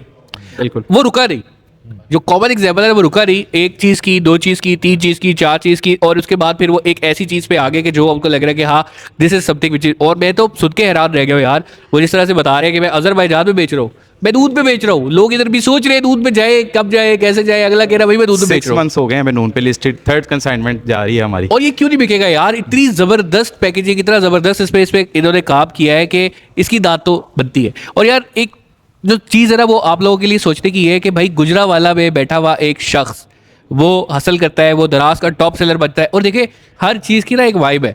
जब दराज का टाइम था उन्होंने दराज से फ़ायदा उठाया, जब क्रॉकरी का टाइम था उन्होंने क्रॉकरी से फ़ायदा उठाया, जब एक अपॉर्चुनिटी उन्होंने देखी कि हाँ यार कोविड में नहीं मिल रही है, वो चीज़ नहीं है और बहुत ज़्यादा मार्जिन से लोग प्रोडक्ट बेच रहे हैं, तो हम क्यों ना एक अच्छी प्रोडक्ट। देखिए एक पीछे ना मोटिव बहुत अच्छा होना चाहिए। हाँ आप पूछ पूछ के थक जाते हैं हमें क्या शुरू करना चाहिए, क्या प्रोडक्ट होनी चाहिए। यार ये लाइव एग्जाम्पल्स आपके सामने हैं, ठीक है। जो भी चीज़ शुरू करें उसकी आप प्रॉपर R&D करें, और एक मकसद जो कॉमन है अभी तक सब में चला आ रहा है, फैसल भाई भी मुझे नजर आया, वो ये कि यार अपनी नीयत साफ रखती है कि आपने प्रॉफिट्स नहीं बनाने, सिर्फ आपने ये भी देखना है कि मैं एक अच्छी प्रोडक्ट भी कस्टमर तक डिलीवर करवा दूं। यार वो मलेशिया में बैठ के जो $12,000 की चीज़ बेच रहा है और उसकी प्रोडक्ट की क्वालिटी मैं मैच कर सकता हूँ बहुत ही सस्ते में, तो मुझे वो करके दे रहा है। ये जो मकसद है ना यार, इसको सलूट है। अच्छा हैदर भाई, बेसिकली ना बहुत सारे लोग सिर्फ सोचते हैं कि हमने स्टार्ट करना है, और वो उस सोच के पीछे उनका पर्पस ये होता है कि हमने 100% होकर स्टार्ट करना है। और जितने एपिसोड्स हमने भी किए हैं, जितने हमारे साथ होस्ट आए हैं जिन्होंने हमें ज्वाइन किया है, मैंने उनमें ये भी एक चीज़ देखी है कि उन्होंने स्टार्ट लिया है। उन्होंने ये नहीं सोचा कि हम 100% है या नहीं है। और आज इनकी भी जर्नी माशाल्लाह बड़ी मोटिवेटेड थी। अब देखिए इन्होंने बीच में कितने बिजनेसेस करते हुए यहाँ तक पहुँचे हैं। मतलब with the passage of time इन्होंने चीज़ों को सीखा है, फिर वो कंसिस्टेंसी इनकी ऐसी थी कि वो एट द एंड उनको एक ब्रांड पर ले आई। तो स्टार्टिंग आपको ले लेनी चाहिए, ये नहीं सोचना चाहिए कि हम 100% होंगे तो स्टार्ट करेंगे। ठीक है, इश्यूज आने हैं, आपको एक चीज़ 100% भी आती है ना, आपने उसको दोबारा से स्टार्ट किया तो आपको एक नई तरह का इशू आ जाएगा, आपको उसको रिजॉल्व करना है उस फील्ड में रहते हुए।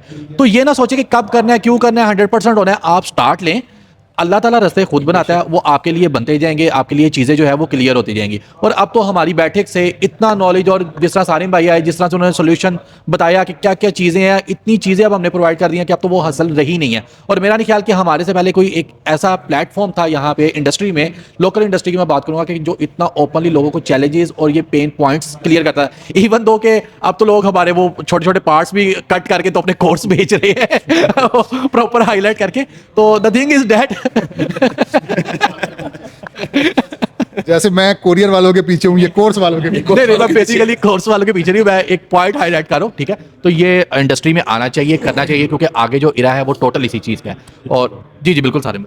अच्छा, जो मैंने देखा है ना, बहुत ज़्यादा लोग शौक में सोचते तो हैं कि ई कॉमर्स का बिज़नेस शुरू कर दें और प्रोडक्ट ले लें, ठीक है। एक फिजिबिलिटी नहीं बनाते वो अपने बिज़नेस को स्टार्ट करने से पहले। वो सोचते हैं यार 2 लाख रुपए के अंदर मैं ये इन्वेंट्री ले लेता हूँ और मैं इसको बेच लेता हूँ।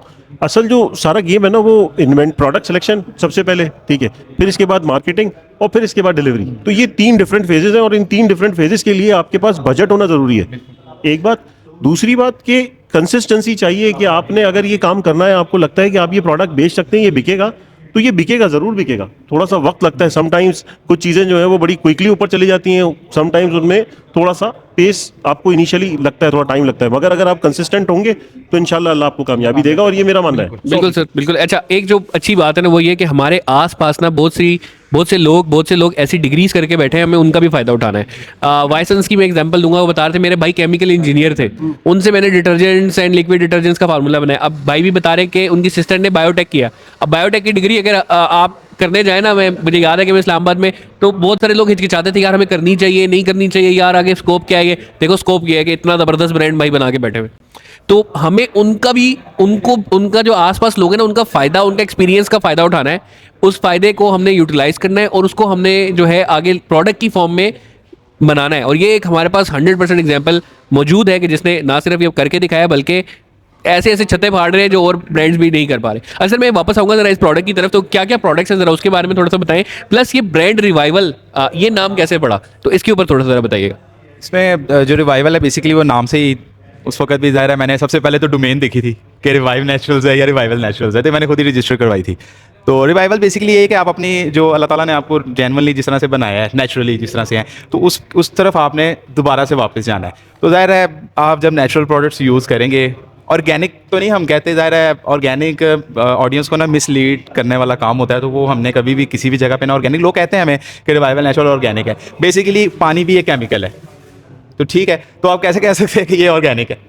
तो वो ऑर्गेनिक बेसिकली वो एक्सट्रैक्ट बेस्ड एक पूरी डिफरेंट साइंस है। ये सारी हमारी ना एक्टिव बेस्ड जो है ना प्रोडक्ट्स होती हैं, एक्टिव बेस्ड, जैसे कि फॉर एग्जांपल कि एक विटामिन सी सीरम है, तो उसमें हम विटामिन सी का एक्टिव्स यूज़ होते हैं, इसी तरह हाइलुरोनिक एसिड और डिफरेंट एक्टिव्स को यूज़ करके आप रिजल्ट्स को अचीव करवाते हैं स्किन के ऊपर। तो इसमें दूसरा क्वेश्चन आपका ये था कि हमारी जो प्रोडक्ट लाइन है इसमें हमारी फेस वॉशेज़ हैं, डिफरेंट क्रीम्स हैं, सिरम्स हैं, इसी तरह हमारी मैनी पैडी में हैंड एंड फिट क्रीम है, हैंड एंड फिट स्क्रब है, लोशंस हैं हमारे, फिर एसेंशियल ऑयल्स हैं डिफरेंट, फिर इसी तरह लिप टिंट्स कॉस्मेटिक्स में आ जाती हैं, लिप टिंट्स आ जाते हैं, लिप बाम्स आ जाती हैं। अब लिप बाम है फॉर एग्जांपल हमारी, वो टोटली फूड ग्रेड है, उसमें मतलब हम सिंथेटिक फूड कलर्स यूज़ करते हैं, सिंथेटिक नहीं यूज़ करते। इसी तरह उसमें वैक्सेस जो भी हैं वो सारी फूड ग्रेड में आती हैं। लाइक आप अपने लिप्स पे अप्लाई करें तो वो आपको वैसे ही, एक तो उसका जो फर्स्ट इंप्रेशन है ना, वो ज़ाहिर है जो यूज़ करते हैं वो हम लोगों को एक छोटी सी प्रोडक्ट है, वो कभी कभी आउट ऑफ स्टॉक हो जाए, तो उसके भी ऑर्डर्स आ रहे थे, कस्टमर कह रहे थे कि ये लिप बाम चाहिए, और मेरे को पता था कि लिप बाम के कितने ऑर्डर्स आ रहे थे, तो वो हम लोग कह रहे थे कि ये छोटी सी 300-400 की प्रोडक्ट है, तो इसकी क्या वो तो कस्टमर थे, लेकिन वो जब आउट ऑफ स्टॉक होती है तो पता चलता है कि नहीं इसकी भी वैल्यू है।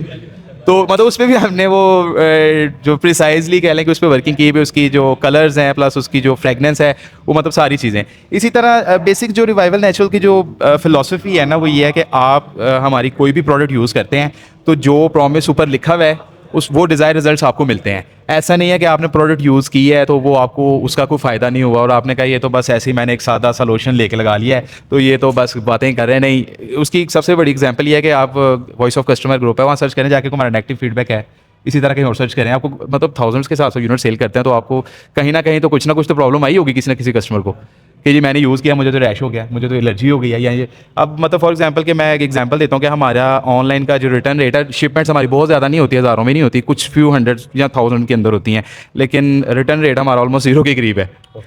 और कुछ भी नहीं है, क्योंकि वो हम लोगों को, हाँ वो हम लोग कहते ही नहीं ना, हम किसी के साथ दावे करते हैं कि वो ऑर्डर दे दें, हम कहते हैं कि ठीक है आप सुने, पूछें, देखें, आपको समझ आती है तो लें, जो है ट्रांसपेरेंसी के साथ रियलिटी बेस्ड मतलब काम करते हैं। अब ज़ाहिर लोग हमारे रहे होते हैं कि हमारे ऑर्डर्स नहीं आ रहे, यार प्रोडक्ट अच्छी हो ना, और मैं अगेन वो बता रहा हूँ, जिसकी पैकेजिंग है, जो इसकी प्रीमियमनेस है, तो यार और डेफिनेटली इसकी प्राइस भी ऐसी होगी, तो यार किसी का भी दिल नहीं करेगा रिटर्न करने। 6 ऑर्डर दिसंबर में वापस आए थे। क्या उमर भाई, मेरी आपके साथ बात हो रही, उमर भाई 6 ऑर्डर रिटर्न आ गए हैं, 50,000 के ऑर्डर रिटर्न है। कहा था आपने मुझे, क्या फैसल भाई आपने पूरी, मैं दिल में सोच रहा हूँ, उमर कह रहे हो कि फैसल भाई ले ये क्या यार इनके साथ ना कोरियर वाले भी शायद ना कोई रिश्तेदारी है इनके सारे रिटर्न डिलीवर हो रहे थे। इनका कोरियर की वजह से रिटर्न होता है वो भी बहुत कम है, ठीक है। लाइक Follow-up पूरे भी हमारा दिसंबर के अच्छा महीने में होता है जब टीम सेल का। भी लगी और रिकॉर्ड ब्रेकिंग सेल भी आई, उस टाइम भी 6 ऑर्डर से रिटर्न, ठीक है। ये इनके शॉपिंग मैंने इनको मैंने कहा सेल लगा दी तो है, इस ये वजह से। जेन्युइन बात है। उसमें से 2-3 ऑर्डर थे वो फेक थे, वो ज़ाहिर है क्योंकि पता है क्या बात है, काम को स्केल ज़ाहिर है वो करना होता है, उसमें चैलेंजेस तो आते हैं, लेकिन आपका काम, आपकी प्रोडक्ट अच्छी हो ना तो वो खुद ही काम कर रही होती है। मतलब मैंने आपके लिए सबके लिए लाया हूँ। मुझे पता है कि आप लोगों ने मुझे फ़ोन करना है कि राइस फेस वॉश दोबारा चाहिए। अब दो ये लेके confirm- आते ये अब दो confirm लेके है, आते आपको पता है, ये कंफर्म है। नहीं आप कहेंगे उसकी रीज़न ये है कि माइल्ड सा फेस वॉश है, सर्दियों में भी आपकी स्किन को ड्राई नहीं कर रहा, कोई मतलब उसमें कोई ऐसी चीज़ ही नहीं है कि जो आपको इरिटेट करे। मतलब ज़ाहिर है उसके पीछे रिसर्च है, जो केमिस्ट हैं, फार्मासिस्ट हैं, जो काम कर रहे हैं, उन्होंने रिसर्च की भी है। वो मैं खुद ही नहीं सेटिस्फाई होता, मेरी सिस्टर नहीं सेटिस्फाई होती, फैमिली नहीं सेटिस्फाई, तो हमने प्रोडक्ट को क्या लॉन्च करना है। यार ये बिल्कुल जेन्युइन बात है। हमने ना एक इन्फ्लुएंसर मार्केटिंग करवाई थी एक वेल नोन सेलिब्रिटी के साथ, और उसको पहला प्रोडक्ट हमने फ्री में दिया था, साथ पैसे दिए थे, वीडियो बना के दिए। तकरीबन 4-5 महीने हो चुके हैं और उसके हर महीने कंटिन्यूसली ऑर्डर आ रहे हैं अब उस पे और आते पेड ऑर्डर भाई, वो पैसे दे के वो खरीद रही है। वो पहले उसको प्रोडक्ट मुफ्त में मिली, उसने यूज़ की और उसके बाद उसको अच्छी रिस्पांस मिला। अच्छा फैसल भाई, एक चीज़ और जी। जैसे हैदर भाई भी बात कर रहे थे यार, सबसे पहले कि आपकी ना प्रोडक्ट देख के ना लेने का दिल करता है, ठीक है। वो बहुत शुक्रिया। अब खास तौर पे ना इधर भी इसमें एक चीज़ और है कि औरतें वो चीज़ें भी लेती हैं जो उनके ड्रेसिंग टेबल पे बड़ी हुई अच्छी लगे, ठीक है। तो वो जैसा परफ्यूम अपनी औरतों में जो लेडीज़ परफ्यूम है ना, वो स्मेल की वजह से नहीं बिकता, वो बॉटल के डिज़ाइन में बिकता है कि मेरी शेल्फ पे बड़ा जो अच्छा लग रहा है ना, मैंने वो खरीदना है। तो आई थिंक ये वो चीज़ें जो शेल्फ पे बड़ी अच्छी लगती हैं, तो शायद औरतें इसलिए भी खरीद लेती हों। मेरी ना अभी हमारी एक ऑफिस में कुलीग, उनसे बात हो रही, तो मैं उनको ना परफ्यूम्स का, वो जैसे हमारी उस दिन भी डिस्कशन हो रही थी कि परफ्यूम्स हमारे पास बहुत सारे सैम्पल्स आए थे, तो मैं उसको चेक करवा रहा। वो मुझे देख के कहती है नहीं ये परफ्यूम अच्छा नहीं है। हम कह रहे हैं यार ये दुनिया की सबसे अच्छी स्मेल है, तुझे पसंद नहीं आ रही है क्यों? कहती है हम ना अब परफ्यूम स्मेल करके नहीं लेते, अगर परफ्यूम की बोतल अच्छी लग रही है तो हम ले लेते हैं। मैंने कहा क्या बात कर रही है? उसने मुझे अपनी चैट दिखाई, उसकी भाभी के साथ चैट हो रही थी, उसको अपनी भाभी के लिए परफ्यूम लेना है। तो मैंने कहा यार कैसे ले सकते हो तुम लोग, ये तो बड़ा एक पर्सनल सा वो होता है कि मेरा परफ्यूम आप खरीदें, ये तो इम्पॉसिबल सी बात है। तो उसने कहा मेरी भाभी ने मुझे कहा है कि जो दिखने में अच्छा हो ना वो ले लेना। तो एग्जैक्टली आपने वही बात की है कि यार ये आजकल की ना लोगों का ये बन गया है कि भाई जो प्रोडक्ट दिखने, मतलब वही, अगर ये मेरी टेबल पे रखा हुआ अच्छा लग रहा है, मेरे वॉशरूम में मेरी जो वैनिटी है उस पर ये जच रहा है, तो मैंने ये खरीदना है। ऐसा ही है। अच्छा सॉरी, एक मैं सवाल और पूछना था, आपकी ये जो पैकिंग है ये आप कहाँ से करवा रहे हो? और फिर आपके जो प्रोडक्ट के अंदर जो मवाद डलता है, इंग्रेडिएंट्स हैं, उनकी टेस्टिंग या उनकी वर्किंग किस हिसाब से हो रही है, वो क्या चल रहा है और वो बनता कहाँ पे है? बेसिकली जो प्रोडक्शन है हमारी, ये लाहौर में है, कायदे इंडस्ट्रियल एस्टेट में, वहाँ पर प्रोडक्शन होती है, फाइलों के ऑफिस के पास ही, ठीक है। और PCSIR से सारी प्रोडक्ट सर्टिफाइड हैं। मैं कह रहा था यार कैटलॉग चेक करें यार, ये catalog अभी दिखाइए। एक के बाद एक ये ना इम्प्रेस ही किए जा रहे हैं। मतलब प्रोडक्ट ज़बरदस्त, कैटलॉग की जो क्वालिटी है वो बहुत ज़बरदस्त, मतलब ये बहुत अच्छा काम करे यार, माशाल्लाह आप। बहुत शुक्रिया हैदर भाई।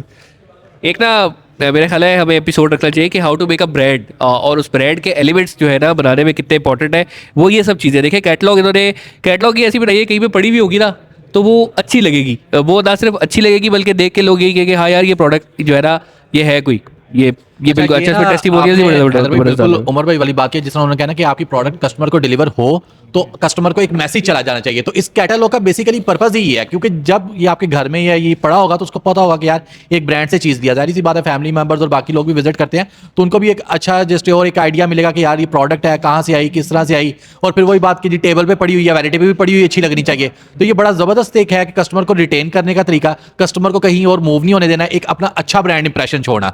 तो मेरे ख्याल से इससे बेहतरीन अभी तक के जो हमने ब्रांड्स देखे हैं, आई थिंक रिवाइवल छा गया है। हमारे क्लाइंट बनोगे तो फिर ये फायदे तो मिलेंगे ना आपको। अच्छा ये वैसे ना एक वो तो हमारी डिस्कशन भी सारी वो लेसन ही होते हैं, एक ये लेसन भी है। वो ब्रांड्स जो परफ्यूम्स की तरफ आ रहे हैं या अपना परफ्यूम का ब्रांड खोलना चाह रहे हैं, तो यार बोतल पे काम करो, अंदर क्या है वो मैटर करता है किसी, मतलब बहुत आगे जाके, लेकिन कस्टमर के घर तक पहुंचने के लिए बोतल मैटर करती है। एग्जैक्टली वो डाइनर्स की देखा है, वो जो फुटबॉल का बनाया वाला उन्होंने इतनी गंदी उसकी स्मेल थी, लेकिन वो लेके रखा हुआ है लोगों ने कि भाई फुटबॉल बनी हुई सबसे बिकने वाला परफ्यूम कौन सा है?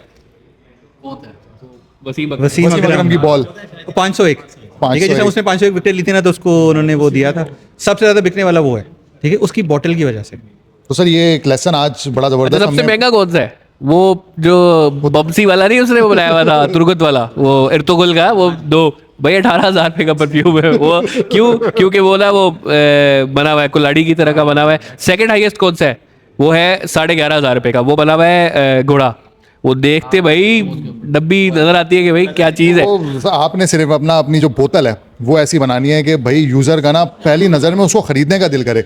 अब अगर उसमें सेंट आपने स्मेल अच्छी डाली हुई है तो वो रिपीट भी करेगा। वो ये है कि भाई खत्म भी हो जाए तब भी पड़ी तब भी रहेगी, पड़ी रहेगी। वो घोड़ा इतना प्यारा लग रहा है, डेकोरेशन पीस बन जाएगा भाई वो। फिर ऑलराउंडर है, 7,500 रुपये का उन्होंने किया उस पे जनाब वो जवेद मियां दाद बने हुए हैं, डबल जो है ना वो क्रिकेट खेल रहा है। अच्छा, मेरी ना एक अभी ब्रांड के साथ डिस्कशन हो रही थी, तो वो अपना प्रोडक्ट लॉन्च करने जा रहे हैं, तो उसकी पैकेजिंग के हवाले से वो बात कर रहे थे। तो मैंने उनको यही आइडिया दिया, वो दूसरे लोगों के लिए भी, सबके लिए जो सुनने वाले हैं उनके लिए आइडिया है कि यार आपकी जो पैकेजिंग है ना, अक्सर क्या होता है कि ये डब्बा है, मैं क्या करूंगा जी, इसमें से वो निकालूंगा फेंक दूंगा, ये डब्बा काम का नहीं होएगा। तो आप कोशिश करें कि इस डब्बे के अंदर ही ना कोई इस तरह की यूटिलिटी क्रिएट करना शुरू करें। जैसे कि फॉर एग्जांपल वो जो ब्रांड है वो ज्वेलरी बेचते हैं, उनके जो डब्बे होते हैं वो, मैंने कहा आप इस ज्वेलरी बॉक्स के अंदर ना ऊपर एक वो फ्रेम जैसा ही बना हुआ होता है, उसको आप बताएं कि नहीं जी ये ज्वेलरी बॉक्स भी है, साथ में इसको पीछे ऐसे करके अपनी तस्वीर लगाएं और खड़ा कर लें, ये आपका जो है ना पिक्चर स्टैंड भी बन सकता है। तो लोग आपकी वो जो प्रोडक्ट है ना, आपका वो जो अब जैसे इम्तियाज़ है, इम्तियाज़ का थैला किसी का घर ऐसा नहीं होगा कि जिसमें इम्तियाज़ की थैली ना मौजूद हो। यार उसने उसके आइकॉनिक जो शॉपर्स है ना, उसने दे के घरों में पहुंचा दी हैं, तो इतनी ज़्यादा। तो आपकी जो पैकिंग है ना, जो सबसे ज़्यादा मतलब निकाल के फेंकने वाली चीज़ होती है, उसको आप ऐसा बनाएं कि लोग उसको भी इस्तेमाल कर सकें, क्योंकि जब तक वो उसको देखता रहेगा ना, ब्रांड रिकॉल उसके पास देखिए आता इसमें रहेगा। ना जहांगीर भाई एक सिंपल सी लॉजिक है कि आप अपनी हर एक चीज़ में कस्टमर को क्या वैल्यू दे रहे हो। ठीक है, जिस तरह आपने वो पैकिंग की एग्जांपल दी कि यार उसका फ्रेम बना लो, तो वो एक वैल्यू ऐड कर रहा है। अब कस्टमर ने रिवाइवल का ऑर्डर किया, वो फर्स्ट टाइम ले रहा है और वो बड़ा नर्वस है यार क्या निकलेगा अंदर से। अब उसने जैसे डब्बा देखे ना, तो उसको तसल्ली होगी कि यार ये अच्छी प्रिंटिंग है, अच्छे जिस तरह मैंने वो फीचर्स पढ़ के बताया कि यार इस पर अच्छे फीचर्स लिखे हुए हैं, और एक देख के लग रहा है कि यार इसके पीछे एक पूरा ब्रांड या पूरी एक कंपनी है, ये हम जैसे लोगों को घर से बैठ के काम नहीं कर रहे या इस तरीके काम नहीं है, पूरी एक कंपनी है उसके पीछे। ठीक है, तो वो उसको एक कॉन्फिडेंस मिल गया।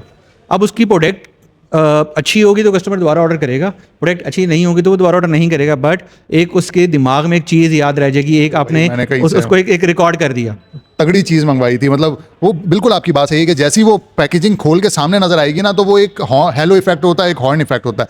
हेलो इफेक्ट ये कि यार ये देखते ही ना इसका एक पॉजिटिव इमेज मेरे दिमाग में बन गया। अब भले हो सकता है कि वो अंदर प्रोडक्ट वैसे तो नहीं होगा, आई एम श्योर, लेकिन अगर 19-20 भी हुई ना, तो ये कवर कर लेगा कि उसका जो इमेज मेरे साथ। लिखा हुआ है।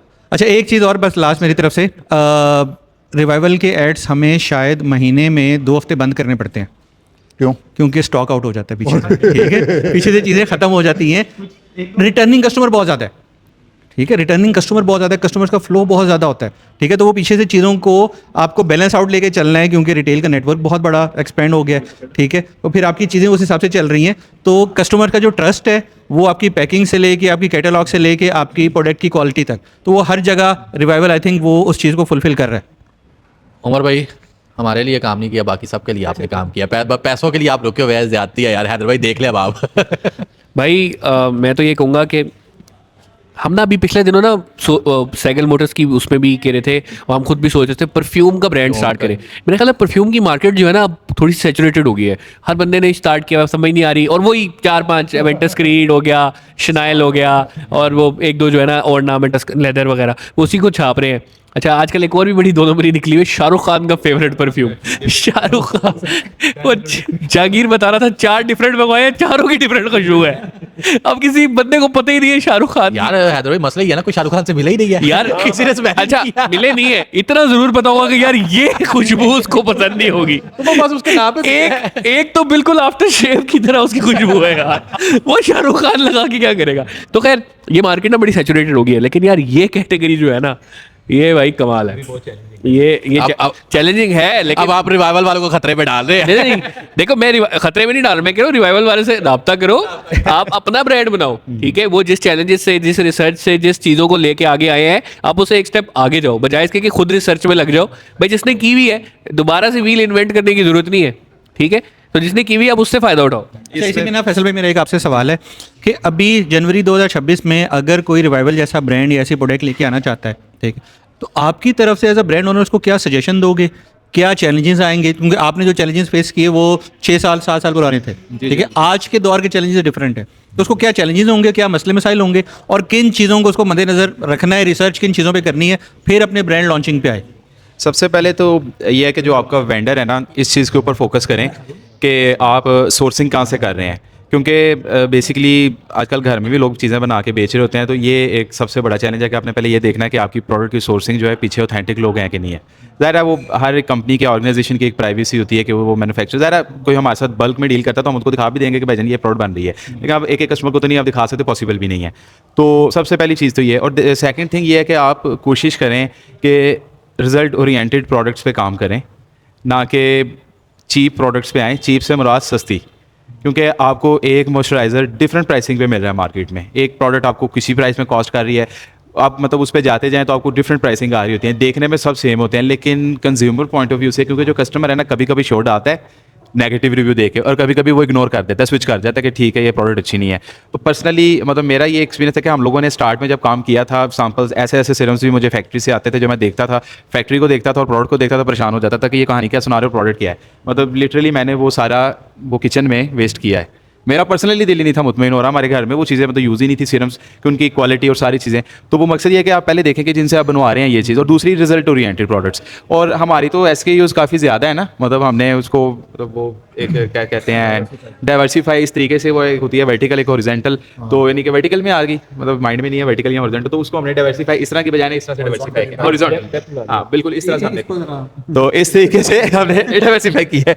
तो इसमें जस्ट ये है कि स्टार्ट जिसने भी करना है वो 2 to 3 प्रोडक्ट्स के साथ स्टार्ट करें, short story long cutting, long story short के 2-3 प्रोडक्ट्स से स्टार्ट करें, और कोशिश करें कि रिजल्ट ओरिएंटेड प्रोडक्ट्स पे वो वर्क करें, और मिनिमम 1000-2000 SKUs के साथ वो स्टार्ट करें, और उसमें उनको ज़ाहिर है लर्निंग भी काफ़ी होगी। और सबसे बड़ी बात यह है कि आपका जो रिपीट कस्टमर है ना वही आपका बिजनेस होता है, जो आपके पास दोबारा आता है। फर्स्ट टाइम जितने चैलेंजिंग फेसबुक, मेटा और टिकटॉक एड्स हैं, आप फर्स्ट टाइम में प्रॉफिटेबल नहीं होते, क्योंकि अगर आपकी क्वालिटी है और ब्रांड कंपनी है आप, तो ही आपका सर्वाइवल पॉसिबल है। अगर आप वो आज से 6 साल पहले वाला ई-कॉमर्स या 5 साल पहले वाला था ना, कि आप वो शालमी से उठाते हैं कोई प्रोडक्ट बेचनी शुरू कर देते हैं, वो अब टाइम नहीं है। कस्टमर को नॉलेज है, कस्टमर रिसर्च करता है, कस्टमर लिंक्डइन भी चेक करता है कि इसके पीछे ऑनर कौन है, ठीक है, वो सारी चीज़ें देखता है, क्योंकि जब हमारे प्रोफाइल व्यूज़ आते हैं हमें पता चल रहा होता है कौन देख रहा है तो वो ज़ाहिर है आपके पीछे वो लोग देखते हैं कि क्वालिटी क्या है, ये सारी चीज़ें ज़रा होंगी तो आप सर्वाइव करेंगे। अगर आप वो लो क्वालिटी और बस ठीक है ट्रेडिंग वाला माइंडसेट लेके चलेंगे तो आप सर्वाइव नहीं करेंगे। 3-4 माह बाद आप पाकिस्तान के हालातों को बुरा कह रहे हो, हालात कभी भी ठीक नहीं होते। ऑटोमन्स के दौर में लोग कह रहे थे कि ऑटोमन्स हैं तो बहुत अच्छा है, गोरे आ गए हैं तो लोग कह रहे थे गोरे हैं कि गोरे उनसे भी बुरे थे कि वो आएंगे तो शायद हालात ठीक है, वो कैपिटलिज्म फिर ज़रा वो मतलब कोई भी दौर अच्छा नहीं होता। पॉलिटिकली भी अब देखें कोई दौर पिछला दौर है तो वो कहता है यार वो पुराना दौर अच्छा था, अब ये दौर ठीक नहीं है, जबकि वो ज़ाहिर है वो वक्त, हाँ मतलब पुराना गुजरा वक्त हमेशा अच्छा होता है। तो वो ये चीज़ है कि आप क्वालिटी पे अगर काम करते हैं कस्टमर को माइंड में रखते हुए तो आप स्टार्ट करें, आप कामयाब भी होंगे, सर्वाइव भी करेंगे। अगर आप यही सोचेंगे कि जी मैंने पैसे कमाने हैं, मैंने 200 की चीज़ 1000 की बेचनी, तो फिर सर्वाइवल पॉसिबल नहीं है। कस्टमर को पता है, कस्टमर पर यही बात करो, कस्टमर को पता है कि आप क्या कर रहे हैं। मैं इसमें ऐड करूंगा कि मेरी बेटी 13 साल की है, 13-14 साल की है, वो रिसर्च करके बोलती है बाबा ये लेना है। वो ऐसे कुछ ब्रांड्स निकाल के लेके आती है जिसका मुझे नाम पता कभी सुना भी नहीं होता, कहते नहीं बाबा ये बहुत अच्छा है, इसके देखें ये रिव्यूज़ देखें, यहाँ देखें, यहाँ देखें, ये इंस्टा पे ये देखें, वो देख के और फिर प्रोडक्ट मंगाती है और फिर वो यूज़ करती है। तो अब जब एक 13-14 साल की बच्ची रिसर्च करके ऑनलाइन प्रोडक्ट मंगा रही है तो फिर आप किसी को बेवकूफ़ नहीं बना सकते। अब सर आगे आने वाला टाइम ना ये ब्यूटी का है, उसकी रीज़न ये है कि अगर आप देखें पिछले कुछ दिनों से जो ट्रेंडिंग चल रही है वो हमारी एक मिनिस्टर है, उनका चेहरा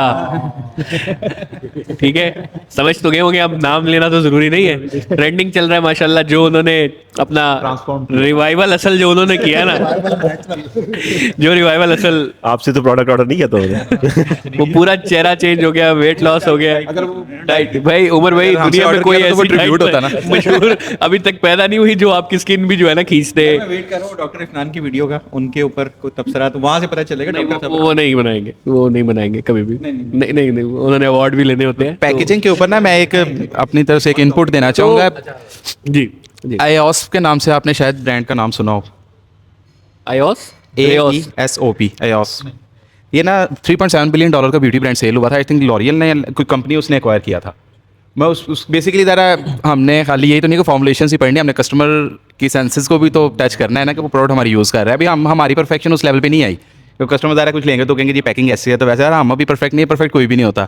और आयोस जो ब्रांड है वो उसकी फ़िलॉसफी ये है कि वो उनकी पैकेजिंग से लेके यूज़ करने तक $40, $50, $100 की एक आइटम है, तो वो आपकी 5 सेंसेस को पॉजिटिव वे में स्टिमुलेट करता है।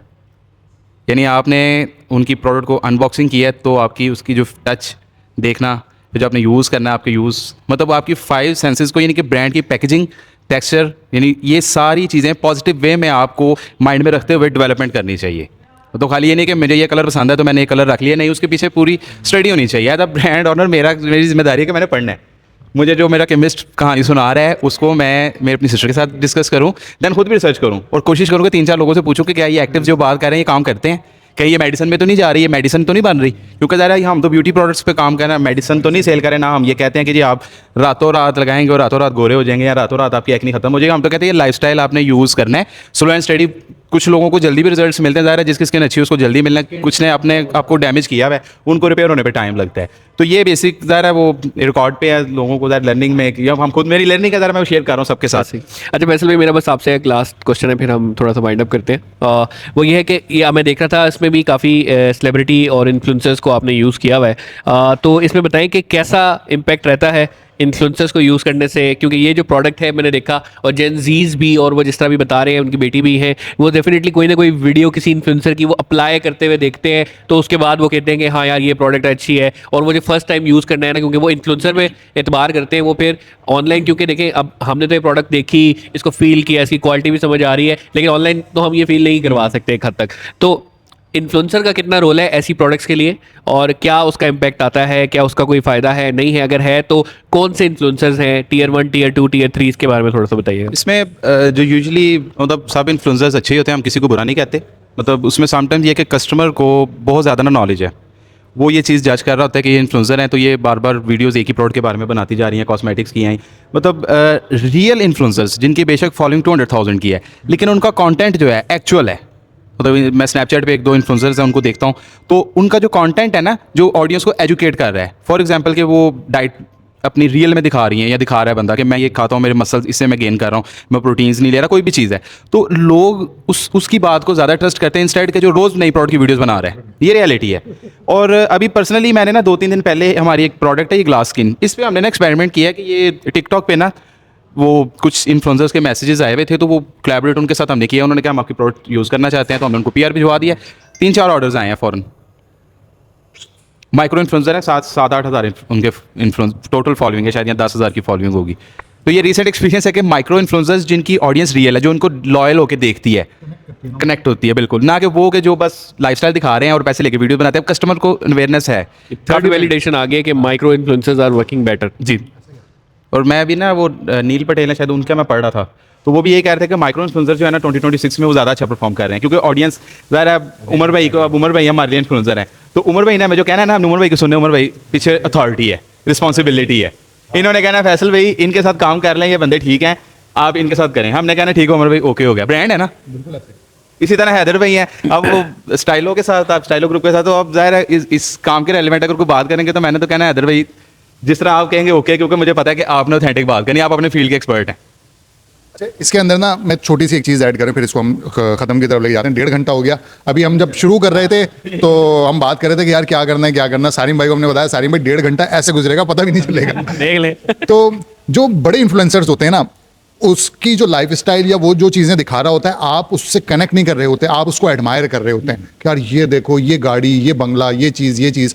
जो माइक्रो इन्फ्लुएंसर्स या छोटे लेवल का इन्फ्लुएंसर है ना, वो जो चीज़ दिखा रहा होता है आप उससे कनेक्ट कर रहे होते हैं डायरेक्टली। आप उसको एडमायर नहीं कर रहे होते, आप उससे कनेक्ट कर रहे होते हैं। मतलब जो गाड़ी उसने रखी हुई है वो गाड़ी आप भी ले सकते हैं, तो आपने कनेक्ट किया, यार मेरी भी गाड़ी ऐसी, मेरी भी वो। तो इस वजह से कनेक्शन जो बिल्ड होता है ना माइक्रो इन्फ्लुएंसर्स का और उस ब्रांड का, उससे आपको रिजल्ट बहुत अच्छे मिलते हैं। सही, बस आखिरी बिल्कुल 2 मिनट में आपने इसका जवाब देना है। मैंने देखे प्रोडक्ट्स में वो है एसेंशियल ऑयल्स भी हैं इनके। एसेंशियल ऑयल्स क्या होते हैं और उसका क्या इम्पैक्ट होता है, प्लस मैं देख रहा हूँ कि हेयर सीरम्स, शैम्पूज भी आप यूज़ करें, वो क्या प्रोडक्ट्स हैं और वो हमारे लिए आप क्यों नहीं लेके आए? असल में जो हमारी हेयर केयर लाइन है ना, उस पर हम लोग कुछ डेवलपमेंट कर रहे हैं, कुछ नई प्रोडक्ट्स लॉन्च उसमें ना कर रहे हैं कमिंग मंथ्स में, तो उस पर हम ज़्यादा फोकस नहीं कर रहे। रीज़न ये है कि जो पैकेजिंग हमारी ऑलरेडी चल रही है ना, उस पर हम हैप्पी नहीं है।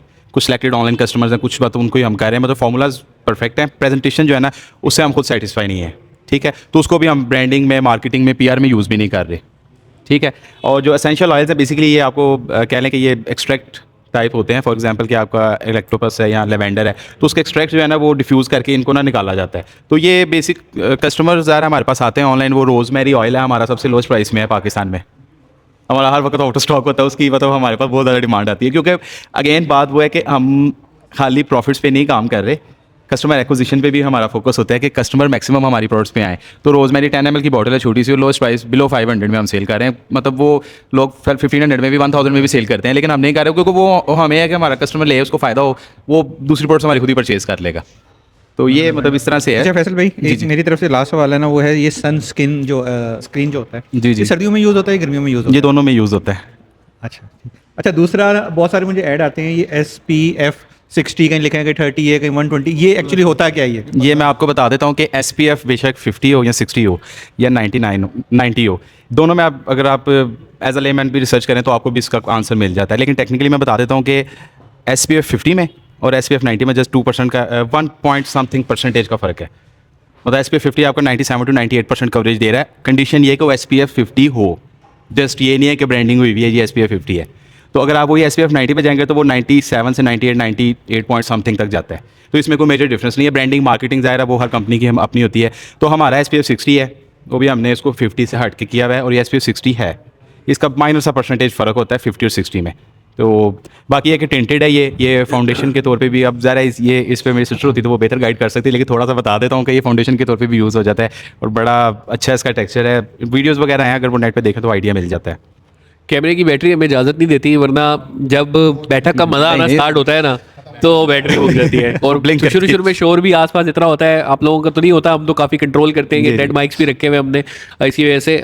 लेकिन ये कि जब मज़ा आने लगता है ना तो ख़त्म हो जाती है। आपके भी कमेंट्स आते हैं, लेकिन क्या करें, बैटरी भी है, कैमरे की भी हिम्मत है कि वो बंद हुए बगैर कभी बीच बीच में बंद भी हो जाता है। लेकिन यार बहुत कुछ है अभी भी जानने को, और बड़ा मज़ा आ रहा था। फैसल भाई से गुफ्तगू कर रहे थे, एक एक करके भी चीज़ें आ रही हैं, हमें बड़ा मज़ा आ रहा है। केमिकल हम किसी ना किसी तरीके से केमिकल फार्मूले तक भी पहुंच जाते हैं, अगर पहुंच जाएं आप।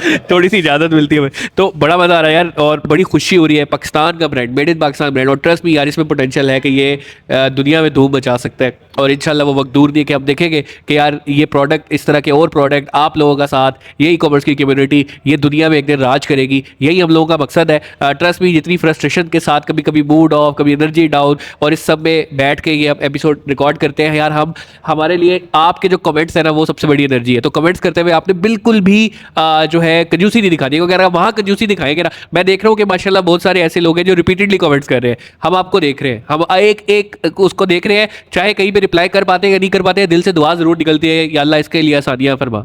बहुत सारे लोग हमारे नंबर ढूंढ के हमें कर रहे हैं। ट्रस्ट मी, हमें पर्सनल मैसेज करने से बेहतर अगर आप कमेंट्स में कुछ लिख के, किसी गुरु का नाम लिख के आप बोल दें, उसके लिए कोई पर्सनल मैसेज कर देना यार, वो हमारे लिए बहुत बड़ी जीत है। हर बंदा, हर एक यहाँ पे बंदा बैठा हुआ कमेंट जरूर पढ़ता है जाके।